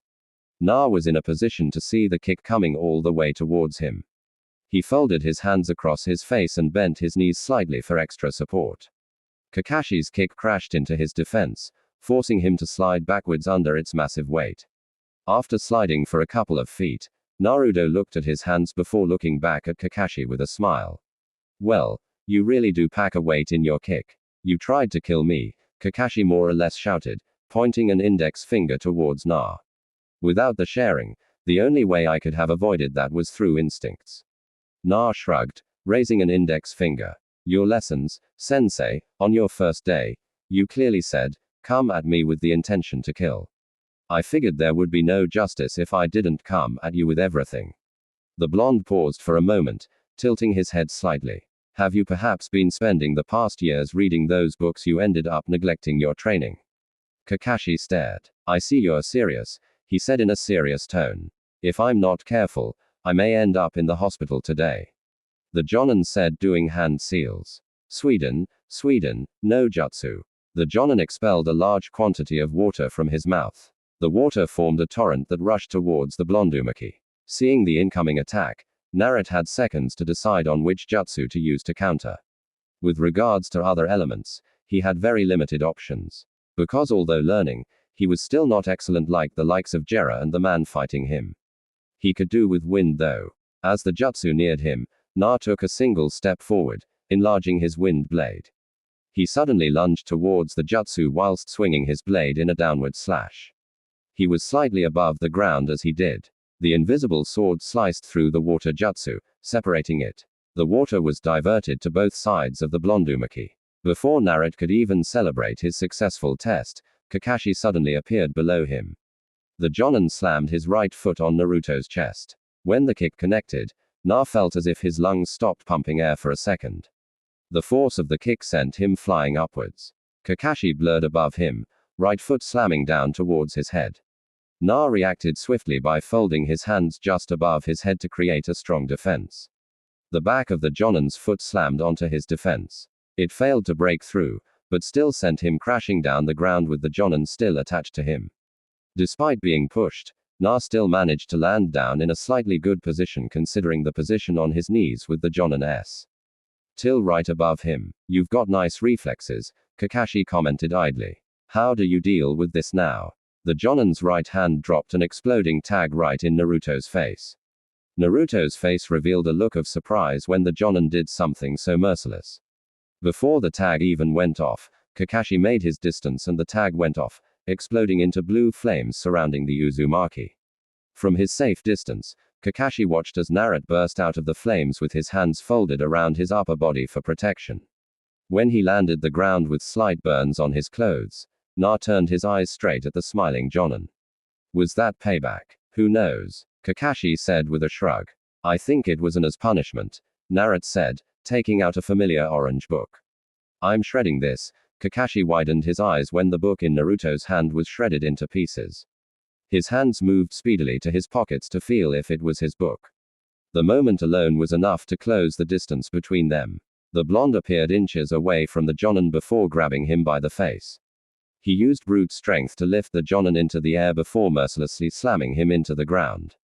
When the blonde attempted to slam his foot on Kakashi's chest, the Jonin flipped to the side, avoiding Naruto's foot. Kakashi's right foot swept through the ground, hitting Naruto Hiden. There was enough power to sweep Naruto off the ground. The Uzumaki started falling backwards and slammed into the ground with his back. When he slammed down, he sensed movement beneath him and tried to jump up by using both his hands to force the movement. Before he could even go further, Kakashi's hands burst from the ground, grabbing the blonde's shoulders before slamming him down.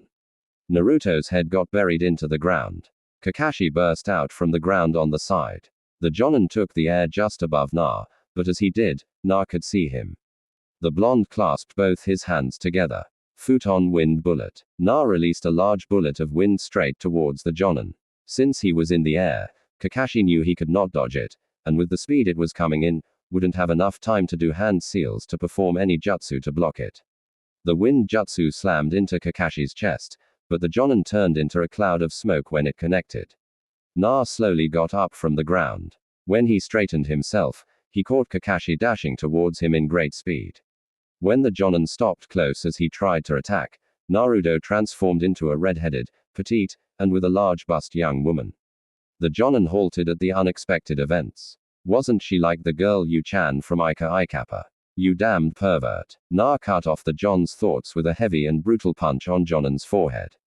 The punch didn't connect with speed. It just had the power to shake the John's entire body, making him feel slightly disoriented. With the Jonin still feeling those effects, Naruto slammed another right punch on Kakashi's guts.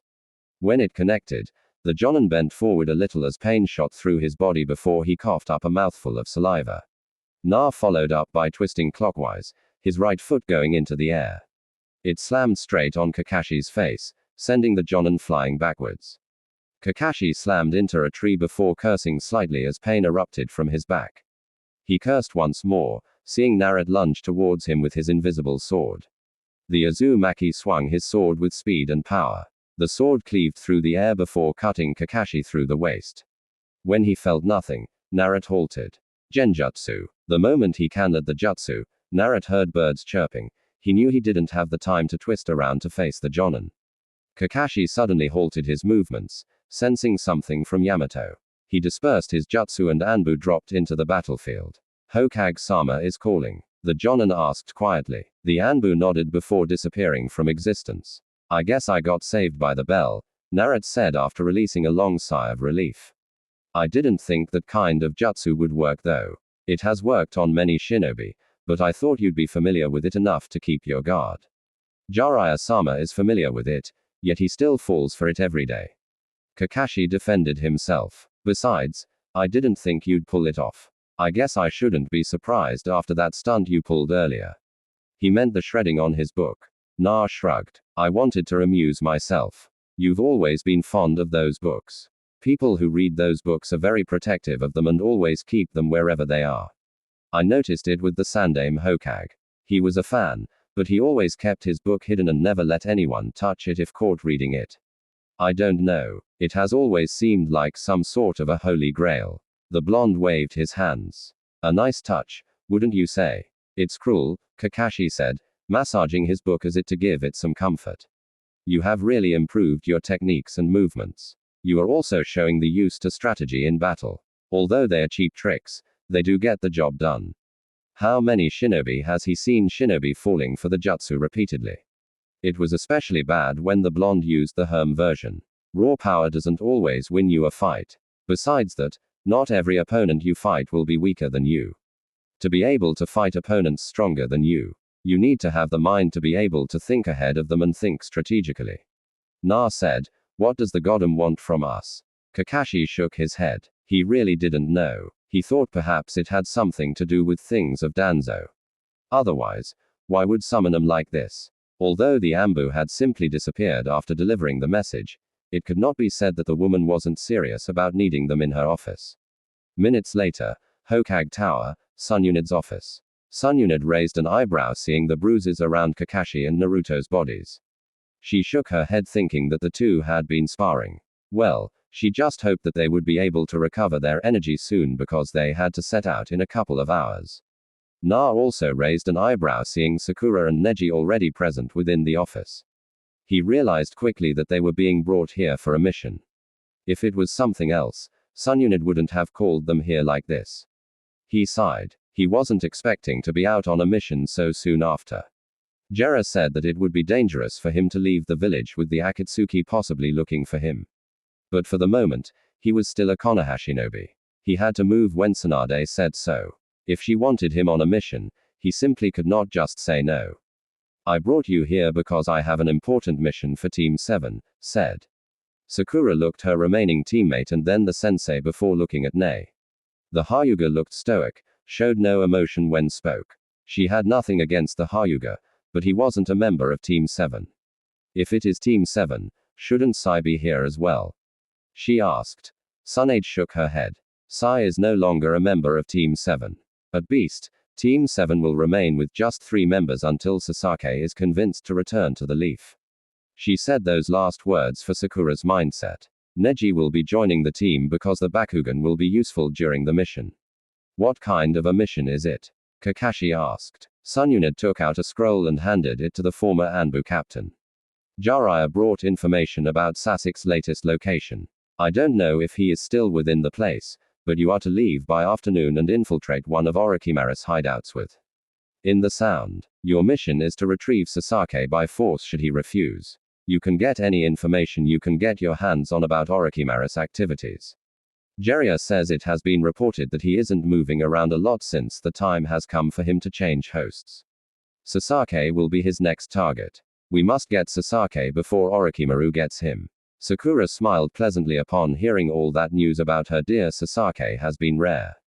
Whenever she had asked her master about it, the woman has always said she doesn't have anything new to tell because Orochimaru wasn't an easy person to track down. She had gotten the idea that was not actually pulling all the strings in an attempt to find her teammate. She wouldn't even be surprised if there was no team that was assigned specifically for that purpose. In any case, she was happy that they now had a chance to get Sasuke back to the village. She could even show him much she has grown. He had often called her a dead weight and useless, something she accused Na of being when the blonde contributed to the success of their team as much or perhaps even more than Sasaki. Sakura looked towards Na. The blonde Uzumaki showed no reaction to this. There was nothing in his face that he was as excited as she was. That was just wrong, right? Although she may not admit it to anyone, Naruto and Sasaki had been close. She had envied their relationship at times. So she expected the blonde to be happy about this information. Kakashi turned to the Pinkett and gave her his famous eye smile. The Jonin addressed his team. I recommend that you prepare yourself for a long journey. We don't know much time this will take. Say your goodbyes and prepare everything for the mission. We will meet in 3 hours by the gates. Sakura nodded before sending a glare at her sensei. You better not be late, sensei. Kakashi looked surprised. Where did that come from, Sakura? You used to make us wait for hours. Ma. The Jonin waved it off dismissively. I always had a good reason. Yeah. Like you stopped to help an old lady. Sakura said, her tone dripping with sarcasm. She said nothing further before walking away from the office to go prepare. Neighed the medic shortly. Everyone else left, leaving just Na and the god Hokage. Naruto had questions to the woman sitting behind the desk of responsibility. Why acted ignorant in her response? Why? What if it is about Nei? I have already explained Yamato. He was just a stand-in since Kakashi was always busy. Besides, this is a personal matter for Team 7. If there are people who can convince Sasuke to return to the Leaf, it is you guys. Na shook his head. He understood those reasons. Sasaki wasn't connected to anyone outside of Team 7. Hell, the Uchiha had been a lone wolf. Even some members of the Konoha 11 can't call him a friend. Perhaps sometimes it was because he was in. Why am I being sent out when Jera just told me that it would be dangerous for me to leave the village? Because there is a gang of criminals that is potentially targeting Genturkus. It made no sense to simply send him out after learning of this. Unless the Godam had plans in hand, this was a risky move. But he could understand the need for Team 7 for be the one to take the mission. It was nevertheless a surprise and curious why would allow him out, especially when there was Danzo. I have taken precautionary measures in case they appear. You don't need to worry about it. Your focus should be on Sasaki said before changing the subject. I know you were out drinking with your perverted sensei last night and now this she said pointing at the bruises around the blonde. Are you going to be fine? Na nodded. I didn't drink too much. Unlike sensei, I know my limits. Nodded. That is at least good. She paused, eyeing her fellow blonde carefully. So, you like woman older than you, huh? That was awkward. Na shook his head, getting over his surprise over that statement from the god eye. You are way too old for me, grandma. Formed a tick mark on her forehead before throwing a stack of papers towards Naruto's face. Na laughed. Don't worry, Ba-chan. I won't be turning out like Jera. Besides, Girls my age don't hang out in such places. They probably go to fancy places on dates. I'm afraid I have never considered something like that, the blonde said before disappearing without another word. Kakashi's place. The Jonin had already packed up his things. He was sitting by the window looking at the old photo of Team 7. He was really happy that he could get the chance to try to convince Sasaki to return to the Hidden Leaf.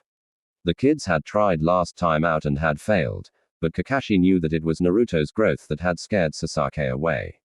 Orochimaru's offer for more power hadn't helped matters. Sasaki had always been power hungry. He has always craved for more power to kill his brother for what he did to their clan. Kakashi had known this, but the Uchiha had been turning a new leaf. He had almost died trying to protect Naruto, and honestly, he had appeared happy in Team 7. Perhaps one thing that made him a little closer to Naruto, even though they constantly bickered, was because they could relate in their loneliness.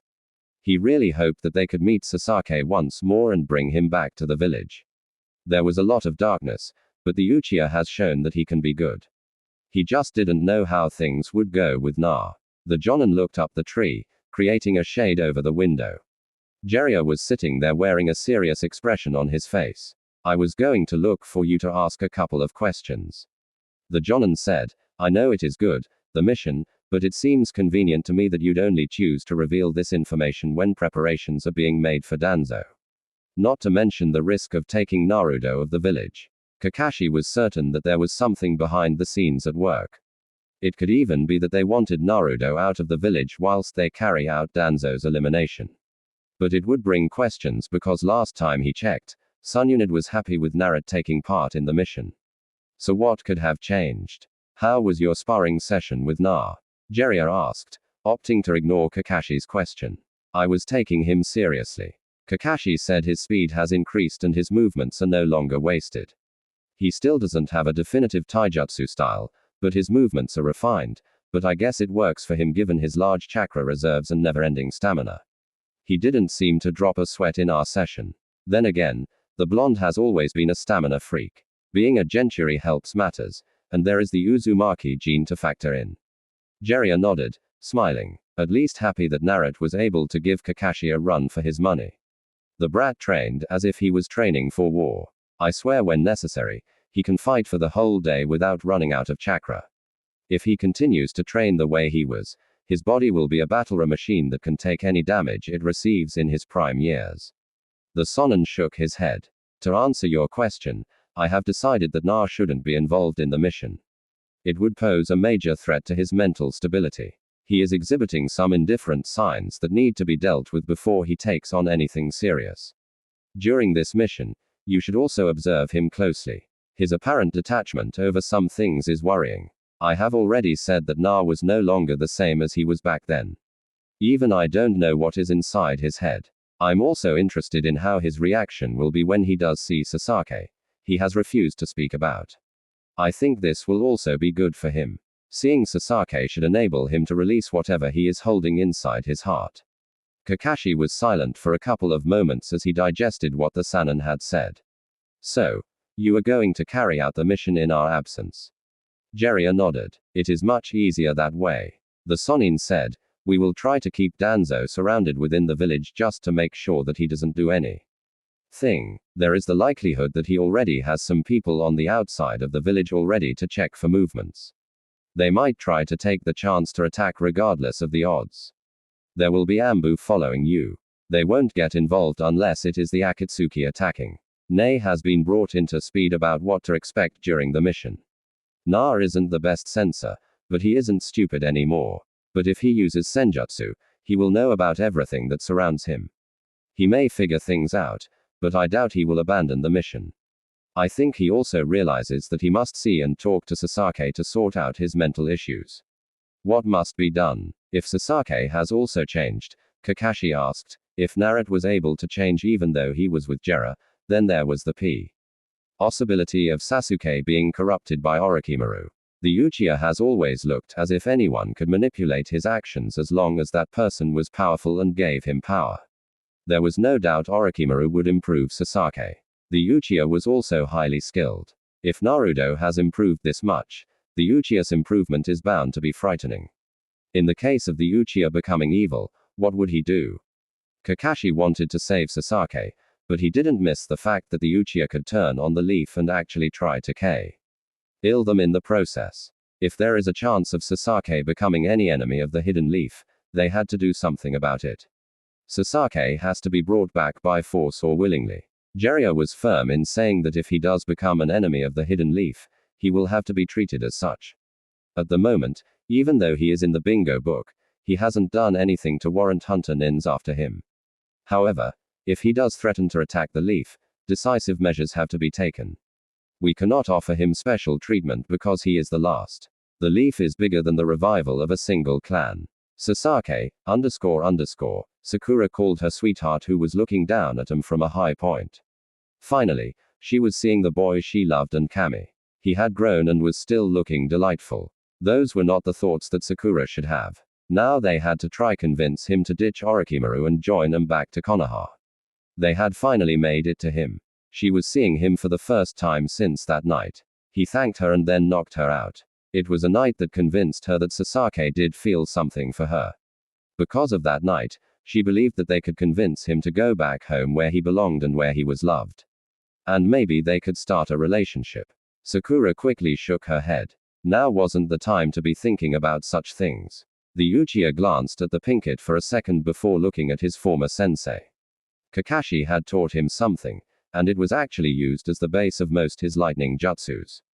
In any case, he wasn't going back to these people if they had come to fetch him or try to convince him to turn back to Konoha.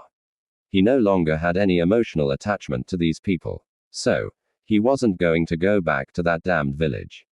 His mission was to find his brother and avenge his clan. No one would get in the way of his revenge. Not these people, not Orochimaru. No one. Seeing him didn't even stir anything inside of him.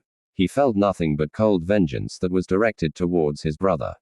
Everyone else was just in the way. Of course, he had no plans to give his body away to Orochimaru. He was merely using the snake and he would get rid of him when he has lived his usefulness. Sasaki, we don't have to explain to you why we came here.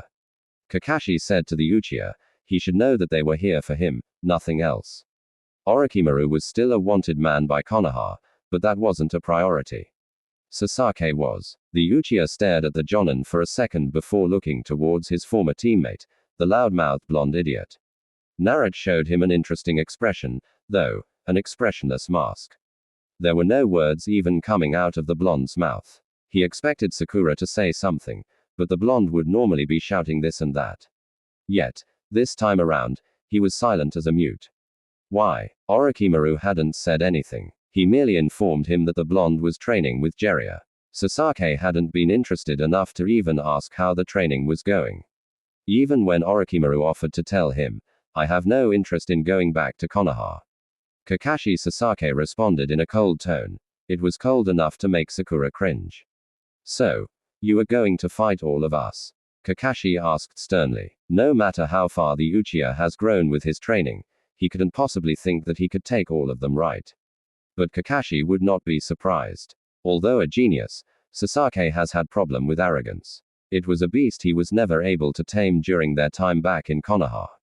Orochimaru wasn't even a role model in taming arrogance. The Sannin was well known for his pride and arrogance. Before Sasaki could respond, Nei addressed Kakashi. The Anbu who have been following us have moved closer. It is reasonable to think they were waiting for this kind of moment to arise before charging in. Kakashi frowned even though it didn't show over his masked face. This just meant that they would have to watch over their backs because a lapse of concentration and those people would be sneaking from behind for one fatal blow.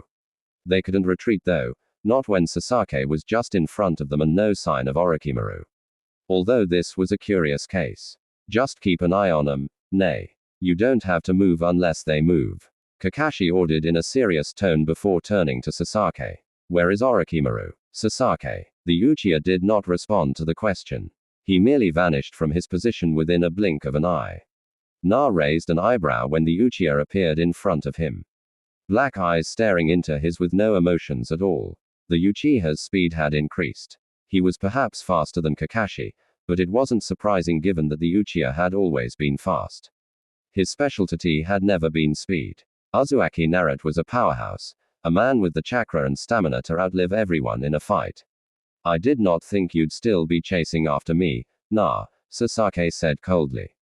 Have you come back for S? Sasaki did not get to finish what he wanted to say to the Uzumaki. Naruto's right hand grabbed his face. It wasn't that he hadn't seen it. He had, but it had come so unexpectedly and fast that he didn't get the time to react in time to avoid it. The grip was firm. It almost felt as if his face was being gripped by an iron claw.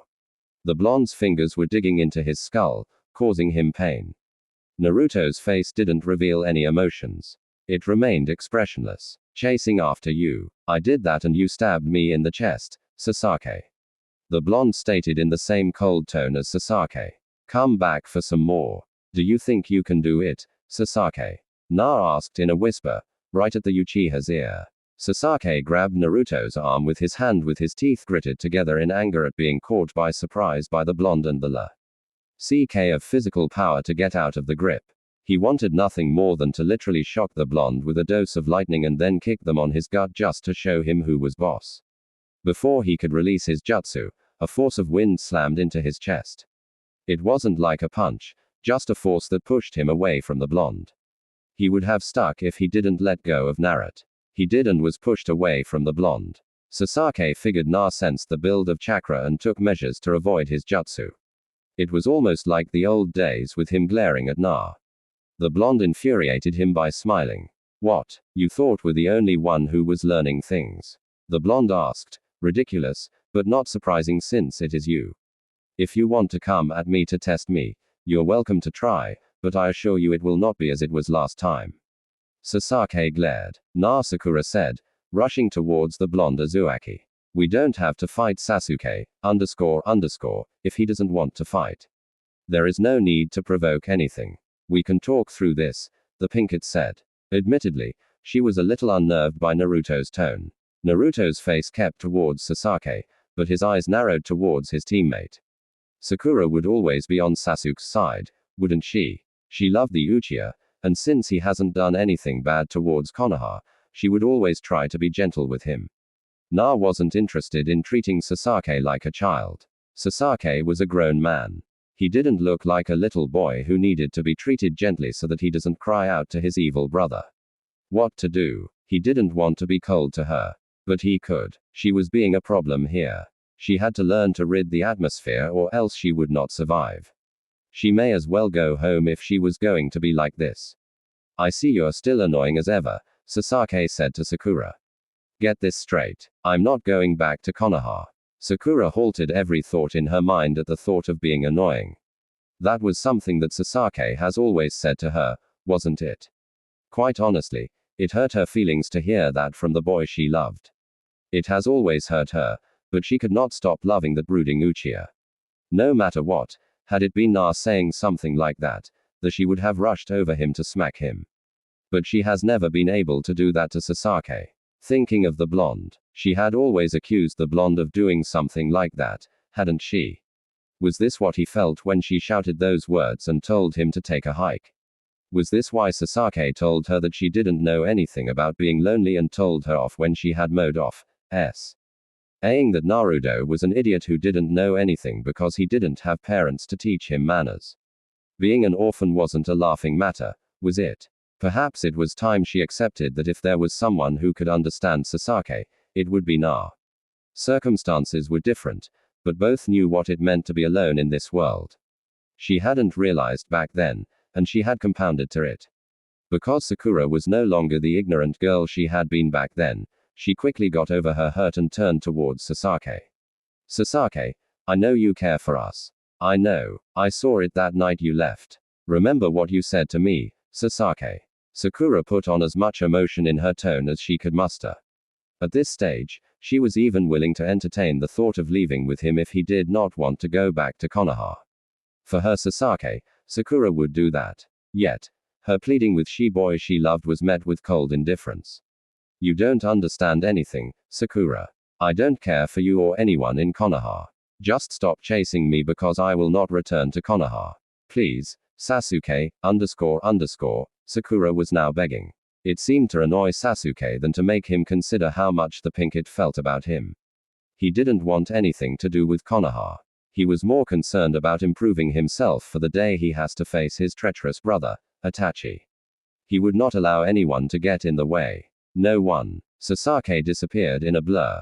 The movement was so fast, Sakura didn't see a damn thing before the Uchiha flashed in front of her with his right hand flashing towards her face. The beat of her heart quickened in slight fear, and it reflected heavily on her expression. Sakura was honestly afraid that Sasaki would harm her just because of the look on his face. He had stabbed Naruto through the chest. Wouldn't he do the same to her? And the Uzumaki was supposed to be a lot closer to him than her. Sakura didn't just stand there. Even though she knew she was late, she still tried to jump back, but it was too late. Sasuke's open palm suddenly stopped just inches away from her face. There was another appearance. Naruto was standing just on her left, his right hand holding firmly onto Sasuke's arm. The kunoichi breathed a heavy sigh but stopped her movements. Sasuke's eyes narrowed towards Na, but it was the blonde who spoke. "What are you doing, Sasaki? What does it look like I'm doing to you?" Sasaki responded in a cold tone. "Let go of my hand, Na. Or what? You will pierce your chidori through my chest once more." Sasuke's sharing flared to life. Naruto's grip on his arm was firm, felt like iron. The blonde didn't look like it, but he certainly had more physical prowess than him. But Sasaki was certain that he was faster than the blonde. Speed had never been Naruto's strength. "If I do that, I won't miss your heart this time." "That's amusing, Sasuke. Can you miss a target with the Sharingan guiding you? The only way you can miss when it is your hand that's moving as if I dodge." Na said, "Then again, even if with the sharing, you have always been a blind and ignorant." Sasuke's eyes left Naruto. The blonde hadn't been looking at him. But that wasn't the reason he stopped looking at him. The blonde's hold was cutting the flow of blood and chakra towards his hand that made it impossible for him to manipulate chakra. "I see you're not as stupid as you were back then," the Uchiha said before he deactivated his sharing. "And I see Orochimaru hasn't raped your mind." Na never got to finish speaking as Sasaki attacked fast. The Uchiha brought his left arm behind and grabbed his blade before swinging it towards Na. He had to go through Sakura first, but the pink kid moved quickly by jumping back to avoid the blade. In a split second, just after Sasuke's blade missed Sakura, Naruto used his hold on Sasuke's arm to pull to the Uchiha forward. It was a quick pull meant to bring him off balance. Sasaki managed to balance his feet quickly to avoid falling, but the movement managed to halt his sword strike.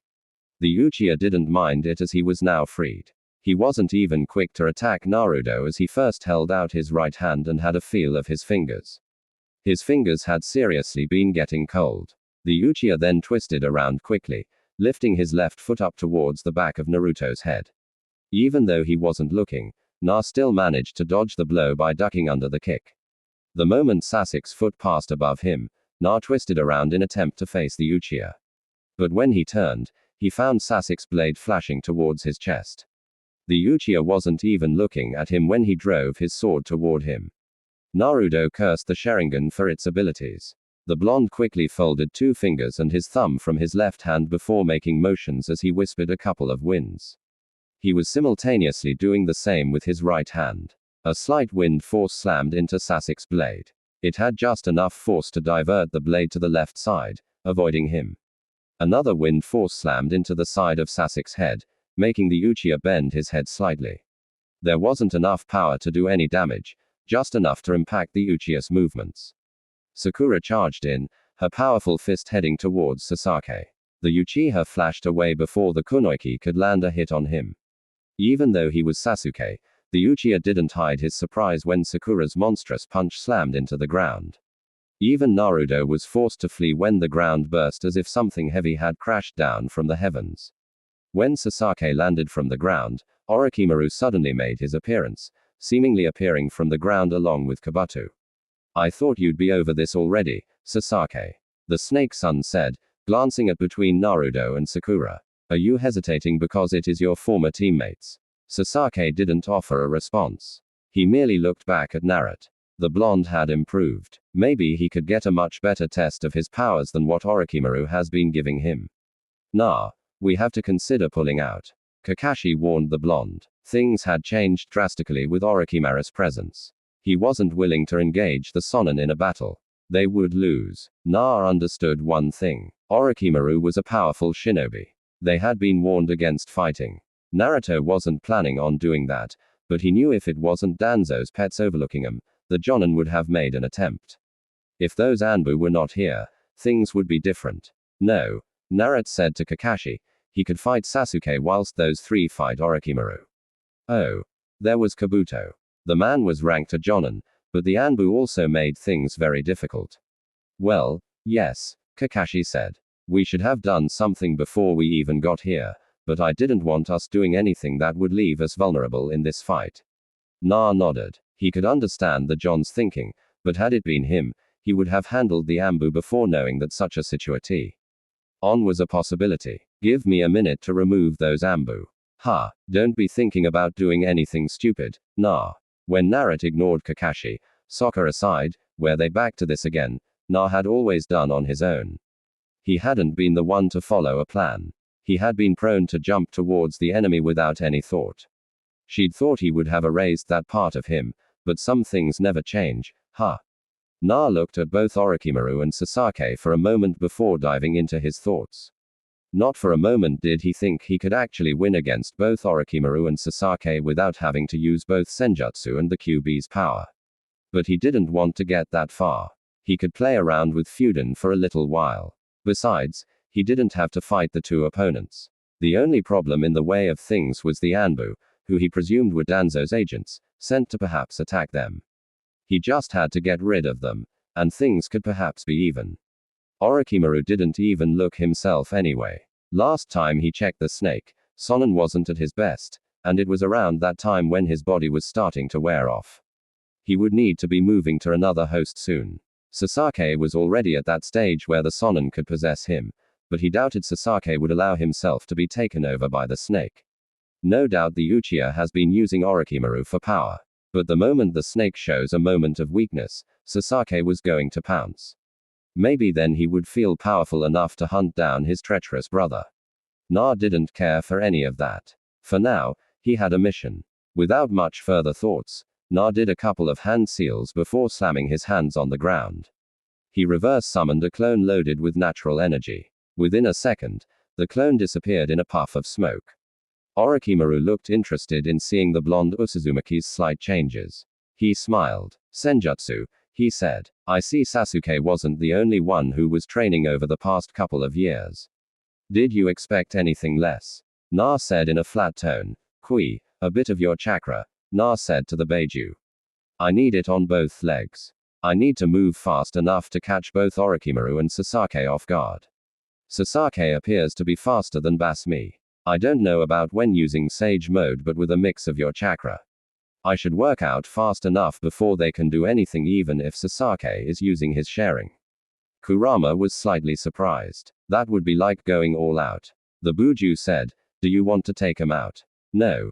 The Anbu watching us. I have marked down their locations and will be able to move quickly to handle them. Orochimaru and Sasuke are just in the way, Naruto responded calmly. Kurama merely nodded before pouring out some of his chakra. Without a warning, Naruto simply vanished. Both Orochimaru and Sasuke couldn't hide their shock when the Uzumaki simply appeared in front of them. Even Kabuto's shock was evident. No one had a chance to do anything as Naruto's fists slammed into their chests. His left pummeled into Sasuke and the right into Orochimaru. There was an audible sound of bones cracking when the punches connected before the two were blasted away like bullets with blood spewing out of their mouths. Orochimaru hissed loudly as he felt the air leave his lungs. He was sure there were a couple of broken bones inside. The punch had felt no different than one of punches. It certainly won't be healthy taking another one of those in the kind of condition he was. Hell, even if he was fine, this was the kind of blow that he would do everything to avoid. When the Sonnen finally landed on his knees, he tried to stand up from the ground, but fell down before spitting out more blood from his mouth. Orochimaru hissed once more. He needed to change bodies quick. He wasn't looking forward to fighting anymore. Still, if he was able to take so much damage from that punch, what about Sasuke? Orochimaru turned to the side to look at Sasuke. The Uchiha was on his knees, wiping blood off his mouth, but looked hurt than he wanted to show. He looked rather pissed off. Kyuku Orochimaru laughed before composing himself. You shouldn't feel so down. Sasaki, that is just the power of Sage Jutsu. Besides, Naruto had also mixed in the power of the Q. A normal person usually cannot stand up to a shinobi who has mastered the art of senjutsu. Still, it is surprising that Naruto has perfected his Sage mode when Jiraiya has failed. Are you praising him? Sasaki asked with a glare. Well, considering that he was unskilled couple of years ago, it is something to be praised, Orochimaru said. The Sannin looked towards the other Konoha shinobi and frowned slightly. Not the perfect time to fight. Well, he didn't have to fight them. Orochimaru-sama, Kabuto shouted, checking his master. That caught even me by surprise. Are you okay? Orochimaru nodded. Summon the pets I'd locked down for experiments. They should be able to stall the other leaf shinobi. Hi, Orochimaru-sama. Moments earlier, Naruto didn't consider attacking Kabuto because he knew that the glass-wearing nin would be more focused on Orochimaru than trying to attack him. He could move freely without having to worry about the spy stabbing him in the back. Well, at least trying to do so. The Uzumaki didn't even spare the former Konohan in a glance before once more vanishing. Kabuto could only blink when Naruto disappeared. Everything had happened in an instant that even after Naruto disappeared, the shinobi was still rooted to the ground, having not moved. There were 6 Foundation agents hiding in the trees. Na didn't need to chase after them by climbing up the trees. He simply appeared below the trees, holding out his invisible wind sword. We didn't think that you'd come to us, one of the Foundation agents said as the 6 surrounded him within seconds of appearing within the trees. But it doesn't matter. Our mission is to capture you. I don't suppose you will come without fighting. Amusing, Na responded in a low tone. The blonde wasn't looking at any of them. To be quite honestly, he had mixed feelings about these people. They had caused him pain by playing along with Danzo's schemes. He was going to fight them and they would end dying. But Naruto didn't want to think that it was simply doing it for revenge. Perhaps he could pass it off as doing the world some justice. It wasn't a situation of kill or be killed. They wanted him alive. Na shook his head. Did he really need many reasons to justify killing a couple of cold-hearted humans? What kind of demon was he? The first one attacked from behind. The man lunged towards him. A kunai held firmly on his right hand aimed at the back of his neck. Na closed his eyes to focus clearly on his senses. He could see the steady chakra of the other 5, but they did not move, not until he moved to defend himself against the incoming attack. Naruto's body twisted clockwise just a bit. His right hand still held firm to his windy blade, and he held it on a reverse grip. As the man's cane neared him, Na tilted his head to the side to avoid the blow. His blade had been waiting, and when the man charged in, he hit the invisible sword, and it went through straight his chest. Their others could only see blood gushing out. They could not understand what was happening. Yet, they didn't dwell on it. They all attacked. Na released a small burst of chakra before snapping his left fingers. The air pressure became dense, so much that the Nei agents slowed down slightly. It felt as if there was a pressure coming off Naruto pushing things away from him. It wasn't a powerful pressure that blasted you away, but it made breathing difficult. It first felt like that, but seconds later, breathing became impossible. It almost felt as if even the air inside of them was being sucked out. The blade on his right hand dispersed, and the man it had pierced started to fall. Before the man fell, Naruto threw 5 canes into air whilst making one-handed seals to manipulate the air pressure he had created. The man behind had yet to fall when he muttered his jutsu. Wind style, wind god's presence. The men were slammed into the ground before they could reach the Uzumaki. They slammed down with their faces as if an invisible force had just dragged them down. It had happened in an instant. Once they were on the ground, Naruto raised his right hand. Fall. The kunais he'd thrown up became coated with wind as gravity attracted them. Na took control of them, though in the moment he uttered, fall, they blitzed down in 5 directions before piercing through. At the back of each men through their necks. There was so much speed and power that even Na couldn't track them down as they fell. They pierced through their target and embedded straight into the ground. Na snapped his fingers once more before falling on his knees, both hands on his chest, breathing heavily. The curse of using a double-edged jutsu, the Uzumaki didn't get the chance to retain his full breath as 2 large snakes slithered through the ground, charging towards him on different directio. NS. The Uzumaki didn't even get the chance to stand when the snakes reached him. He could only hold out both his hands. The snakes slammed into an invisible wall of wind, but they still attempted to push through. Na heard chirping birds, and before he could do anything, Sasaki appeared in front of him. Chidori flashing toward his chest. Na didn't even have time to react to it, but the Uchiha suddenly looked to his left and directed his jutsu there. A large rock was hurled towards him in great speed. To avoid being hit by the rock, Sasaki slammed his jutsu into it, shattering it. His movement gave Naruto an opening and he used it effectively. The blonde raised his foot from the ground and slammed it to the side of Sasaki. The Uchiha was sent flying into the air when the kick connected.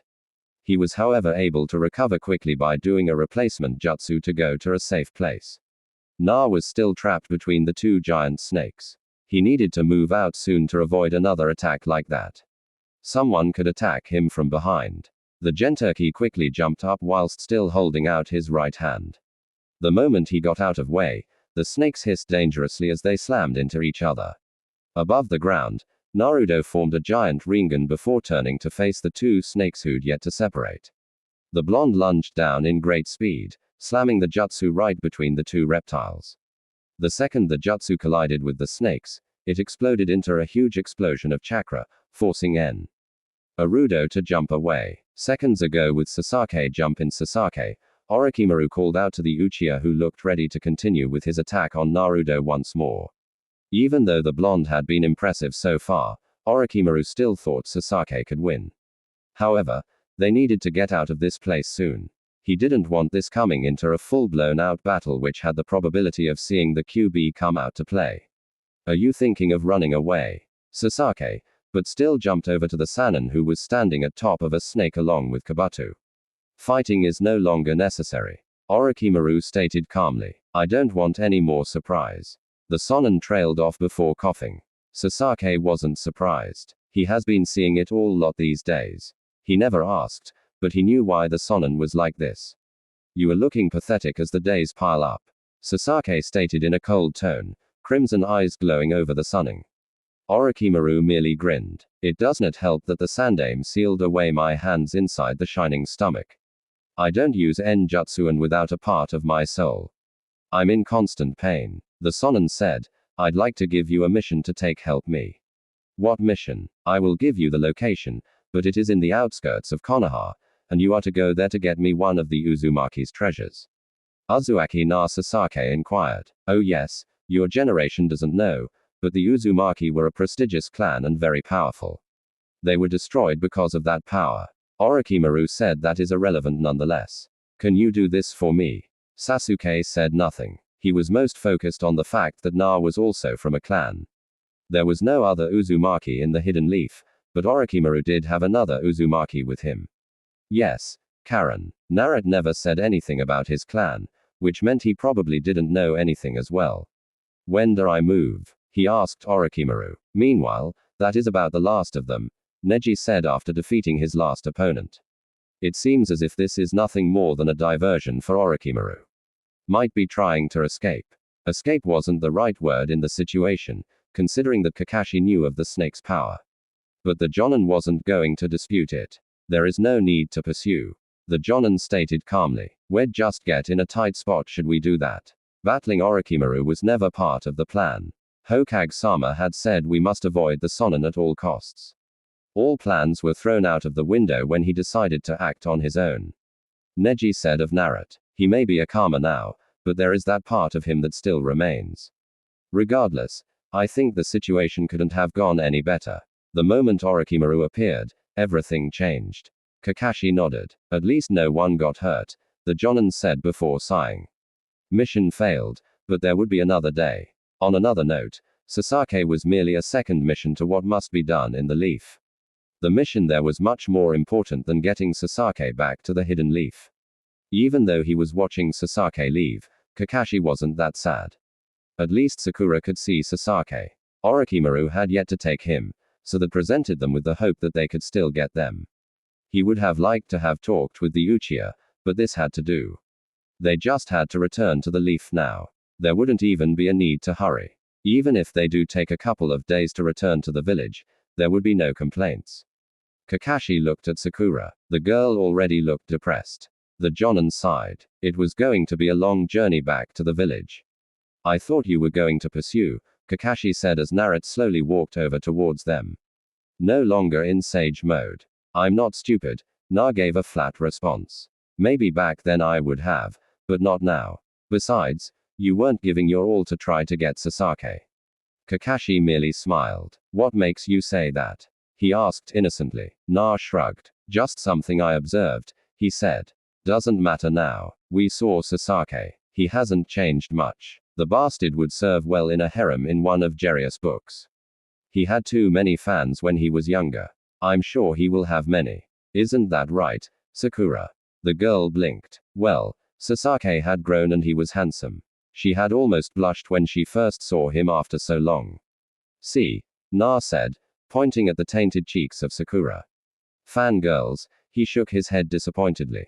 Hey, what is that supposed to mean? Sakura shouted. You know I saved you from being stabbed by Sasuke, right? Kakashi smiled. Now that just took away the gloomy cloud that had been hanging over the girl's head. Na was really a different person. Not long ago, he would not have been able to read the situation like that. Yet, he wasn't going to ignore that Na had killed 6 NA agents. Kakashi would not say anything about it. Not now, but it would be on his mission report. In response to Sakura, Naruto raised his hands, waving them. No harm meant, was the message. The blonde then turned to Kakashi. We should head back to Konoha. Kakashi responded with nonchalance. There is no need to hurry back to the village, he said. It was for a split second, but Kakashi received a sharp narrowed look from Naruto, and the Jonin didn't miss it.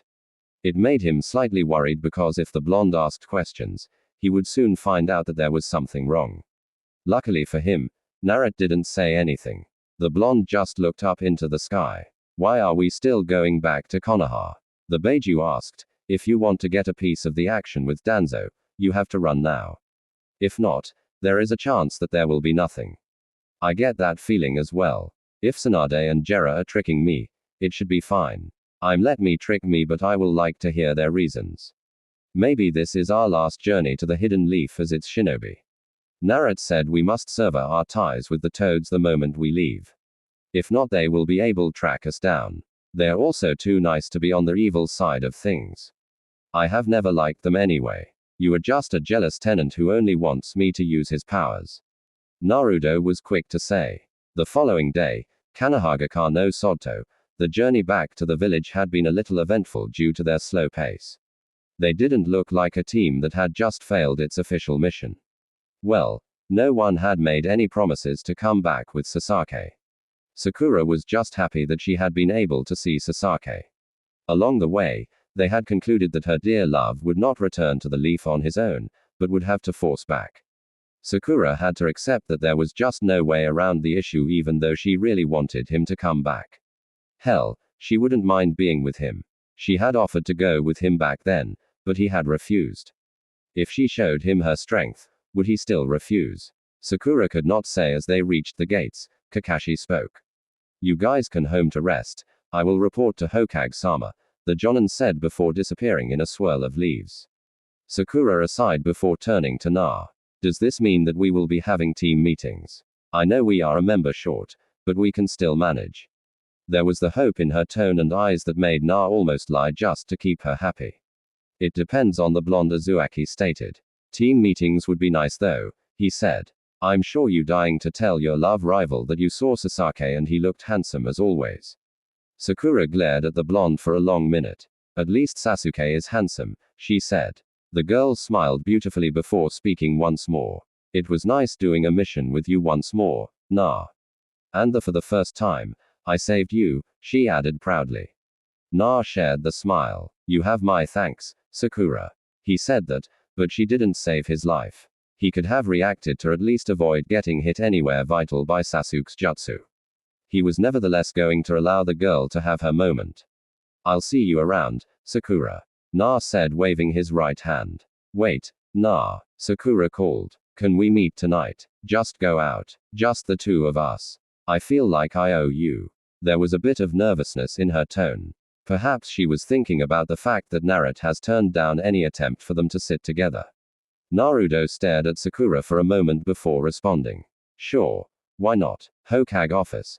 And Jiraiya were drinking within the office. It was a rare sight. Not Tsunade drinking on duty, but doing it with Jiraiya within the Hokage tower. Kakashi didn't even have to ask if they'd completed their mission. The fact that the village was oddly quiet and they were drinking like this meant that they had carried out the assault. You came back empty-handed, Sunyunid said to the former Ambu captain. Not that I did not expect it. How did it go? Kakashi handed in his mission report, including that of Naruto's actions in killing Foundation shinobi. How did things go on your part? Brutal and bloody, Jiraiya said with a shake of his head. He was waiting for us and the freak had 10 sharing implanted on his right hand. 10 sharing and he kept coming back to life. The Sonin stated before asking, where is Na? Kakashi shook his head. You may want to speak to him soon. I think he suspects something and I have a feeling his reaction to this will be mixed. Jiraiya didn't doubt that for a second, but he did what he thought was best for Na. The blonde might disagree, but it would not change anything. Na would be allowed to make his own decision, but Jiraiya would not shy away from trying to protect him if he thought there was a need. There had been a need to do this time around, and he had done it. Danzo had taken care of, and Naruto was spared from having to take part in a senseless bloodshed. He was saying that because even though they had surrounded the Warhawk, the man had still refused to go down without a fight. It was senseless to do so in the situation, but they had still had to through it. I will talk to him later on, Jiraiya said before falling silent. Kakashi merely nodded. He thought of telling him about Na, but he shrugged. It was in the report. They would read it, and if they wanted to hear anything from him, they could always ask him. Later that day, Naruto's apartment. Jiraiya didn't get why Na still chose to stay in the apartment even though he could afford a better place than this. The apartment was a crappy place. If it has still been back then when he was still a brat, one could understand. But he was older now and could move freely without having to worry about anything. Na had yet to even replace the furniture within here. Perhaps this place held some sentimental value. The Sonin found Azuzuaki sitting by the kitchen table, staring into the empty space ahead of him. His headband was put on the table. It was often that Na removed his headband, but this signified something. You look depressing again, Jiraiya said to Na as he walked over. Na faced his sensei before responding. I'm thinking about things, the Uzumaki said. I have always allowed you to do things at your own pace, sensei. I have kept quiet even though I had questions and waited on you to tell me things. My thinking was simply that I trusted you, sensei. I still do. However, we need to talk about my parents. I asked you back then, and you only spoke about the Uzumaki. That had kept my mind occupied for long enough, but you must speak now. Jiraiya stared. What makes you think I'd know something? Na returned the stare. In a couple of minutes, I will be going out. I'd prefer if you didn't waste time. Jiraiya wore a serious mask on his face. Uzumaki Kasha. That was your mother. Your father was Manado, the Yandami Hokage. The Sandaime Hokage felt it was for your own safety that you didn't know. Kakashi knows. Sunyunid knows. The clan heads know. Some other people might know as well. The Sonin paused to see Naruto's reaction, but there was none. Are you not going to say anything? What can I say? Naruto asked. Do you know how many nights I stayed here, sleepless, trying to figure out who my parents were or if he was really a demon spawn? I asked the Sandaime so many times, but not even once did he feel the need to tell me anything. Not even my mother. Even though records of her existence are no longer present for everyone, the blonde got up. Thank you for everything, sensei. You taught me so much. Showed me many things about life, and I will always thank that. I won't ask you why you had to get rid of me to do the mission involving Danzo because after everything you have done for me, you deserve at least that. If anything, it felt as if the blonde was saying goodbye. The headband was still on the table even though he was leaving. Where are you going? Na dinner with Sakura. Na said, I do take pride in the headband, but just for this once, I just want to be a normal person. I don't want to be a shinobi. There won't be another one, but that doesn't mean I mustn't enjoy it. 2 hours later, to be quite honest, it had been a rather eventful night with Na. She had been insisted on not calling it a date with Naruto because it would feel as if she was betraying Sasaki. At that thought, She smiled bitterly. Betraying Sasaki, she wasn't even in a relationship with him, and he barely even acknowledged her. She had been an annoying teammate, a dead weight who was never a help in their missions, always needed to be saved, did nothing but yell at Naruto whilst blowing key SSES towards Sasuke. A truly bitter memory. Na has been saying it is the past. She was no longer the same girl she had been back then. She was a real kunoichi now. A damn good one for that matter. What was outstanding was her medical enjutsu. Well, she had learned from the best there was. Isn't it something we have all learned for the legendary Sanines? Sakura said they too were walking within the brightly lit streets of the Hidden Leaf. Na was walking her home. I just hope our stories turn out differently. We will turn out differently. We are not like them in any way. Even though we have learned from them. Perhaps we are supposed to take ideals of our masters, but circumstances are different and all they can do is impart their knowledge on us. Naruto said. Sasaki would never become like Orochimaru. Maybe he has been cold, but he isn't a heartless person. Sakura nodded at that. I know, she said. Na walked in front of Sakura and stopped her. He gave a sad smile with his head tilted to the side. Sakura, Team 7 was my life. I had so many happy memories because it would not have happened if not for Iruka-sensei. You were a part of the people that made me feel human. The blonde smiled. You know what I just learned tonight? You should know that the Yandai Hokage was the one who sealed the QB inside of me ever since I told you about it. Have you considered why? Sakura blinked. She had honestly never given it much of a thought. Looking at those blue eyes, blonde hair, looking at him clearly without his forehead protector, he could pass off as a relative to Konoha's greatest hero. The Pinkett shook her head. It simply could not be. I have never wondered why. Na continued smiling. I didn't always ask the Sandame, but he never told me anything. The blonde said. He decided against telling the girl anything. He was still in the process of dealing with everything himself. Thanks for the good time and good night, Sakura. The blonde waved his right hand before disappearing along gusts of winds. Hokage Monument. Life was something else, wasn't? Not long ago, he was in the village crying for it to recognize him, wishing he could be the greatest, even greater than the man called the Yandai Hokage Manado Namikaze. But today, as he stood here at top of this monument, he was going to leave this village, turning his back on it. And even though the man he wished to surpass has turned out to be his father, the thought truly brought a bittersweet memory. He'd always wanted to know who his parents were. He could ask the QB about his mother. He knew the QB was sealed within someone within the village, and Jera has stated that all the Buse Gentris have been Uzumaki. The first one was the Shoai's wife. Then second one could have been his mother, which could explain his use of Uzumaki. He would have more time to deal with it in the next couple of years in seclusion. Being bitter and obsessing about it now won't change anything, but he could deal with his emotions. Regarding his exit from the Leaf, it would have been fine if they hadn't excluded him in the mission to deal with Danzo. Demanding questions regarding it wouldn't change anything, and he could somehow understand Jeria's line of thinking towards the decision. Glancing down at the streets once more, an expressionless mask settled on Naruto's face as he turned away. Sayonara Konoha. 2 weeks later, Sasaki walked into Orochimaru's room with a mask on his right hand. The snake-son was sitting up on the bed. His condition wasn't getting any better. You took your time, Orochimaru said to Sasaki. It wasn't easy getting with Leaf Shinobi all over the place. Sasaki responded calmly. Do you know what happened? Orochimaru couldn't help but grin before responded. It appears that Naruto has disappeared for Konoha. I believe after the mission, he went back to Konoha to say goodbye and then went off without a trace. To say Sasaki was surprised was an understatement. He was shocked that Naruto leave Konoha. The blonde who had always been preaching about wanting to become Hokage one day had abandoned the very same village he vowed to lead to anyone who cared to listen. Sasaki could not believe it. It was just ridiculous. The blonde been trying to get him back to the Leaf and he abandons it. What the hell was going on? Thinking of it, Naruto had never said anything about taking him back to Konoha. Their only things Sasaki could remember were insults. But that was nothing unusual. Why would Na even leave the Leaf anyway? Sasaki simply could not figure that out. He could not understand why someone who had loved Konoha as much as Na had would suddenly leave it.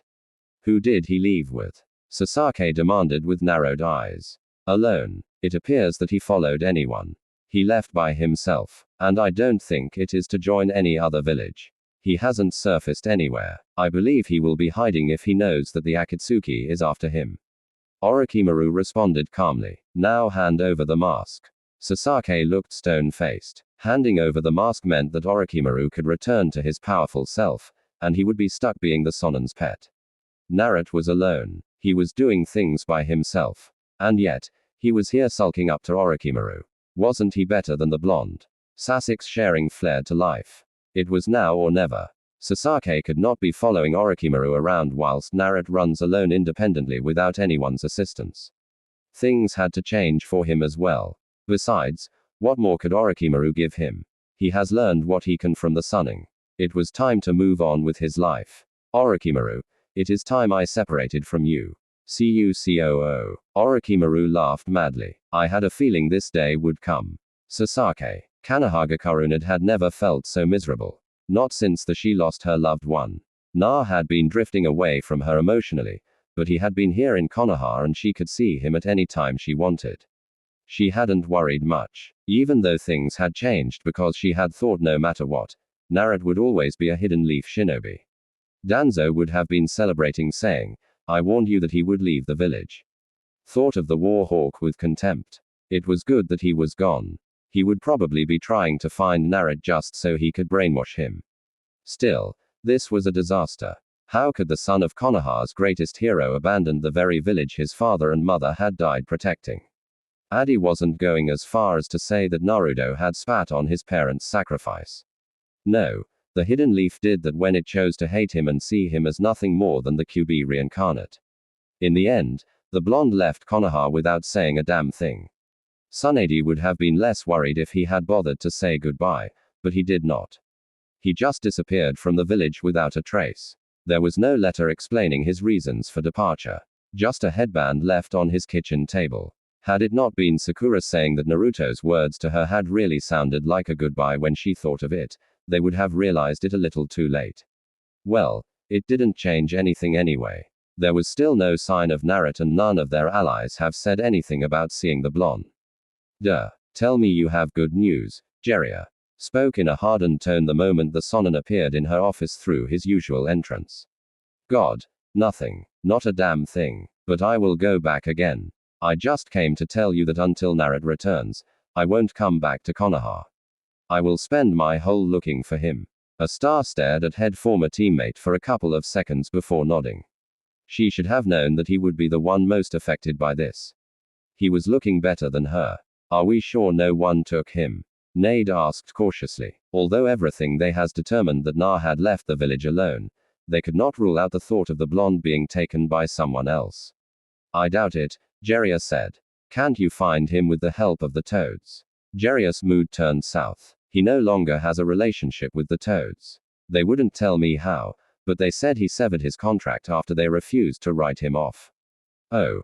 Could not find anything to say after that. The fact that he had done that just meant that he didn't want to be found. This also brought the possibility that he may have severed his ties with the hidden leaf as well. Thinking of it, Sunyunid's mind went blank. A week later, somewhere at the center of the sea, Naruto was standing stop of the water, wearing nothing but short pants. Just away from where he stood, there was a large ship floating within the water. This was a place he was going to learn train. There would be no land to stand on.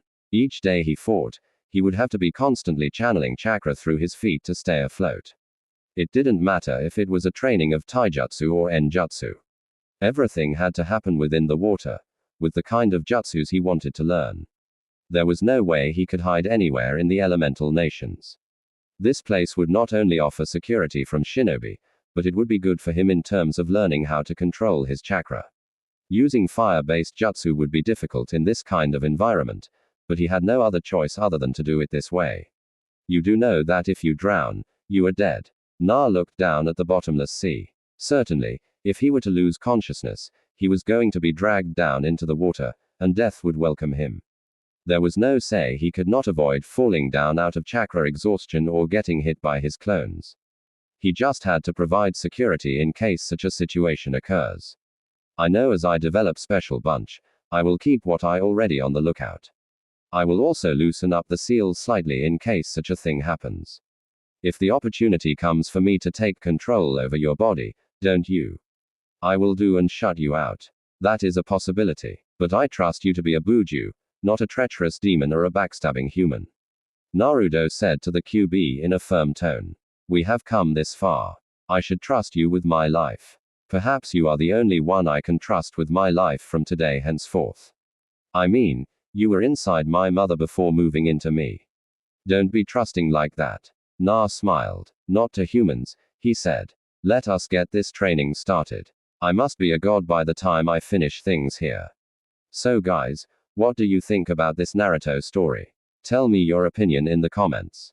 And if you want more Naruto What If stories, make sure to subscribe to Universe of Naruto. Thanks for watching.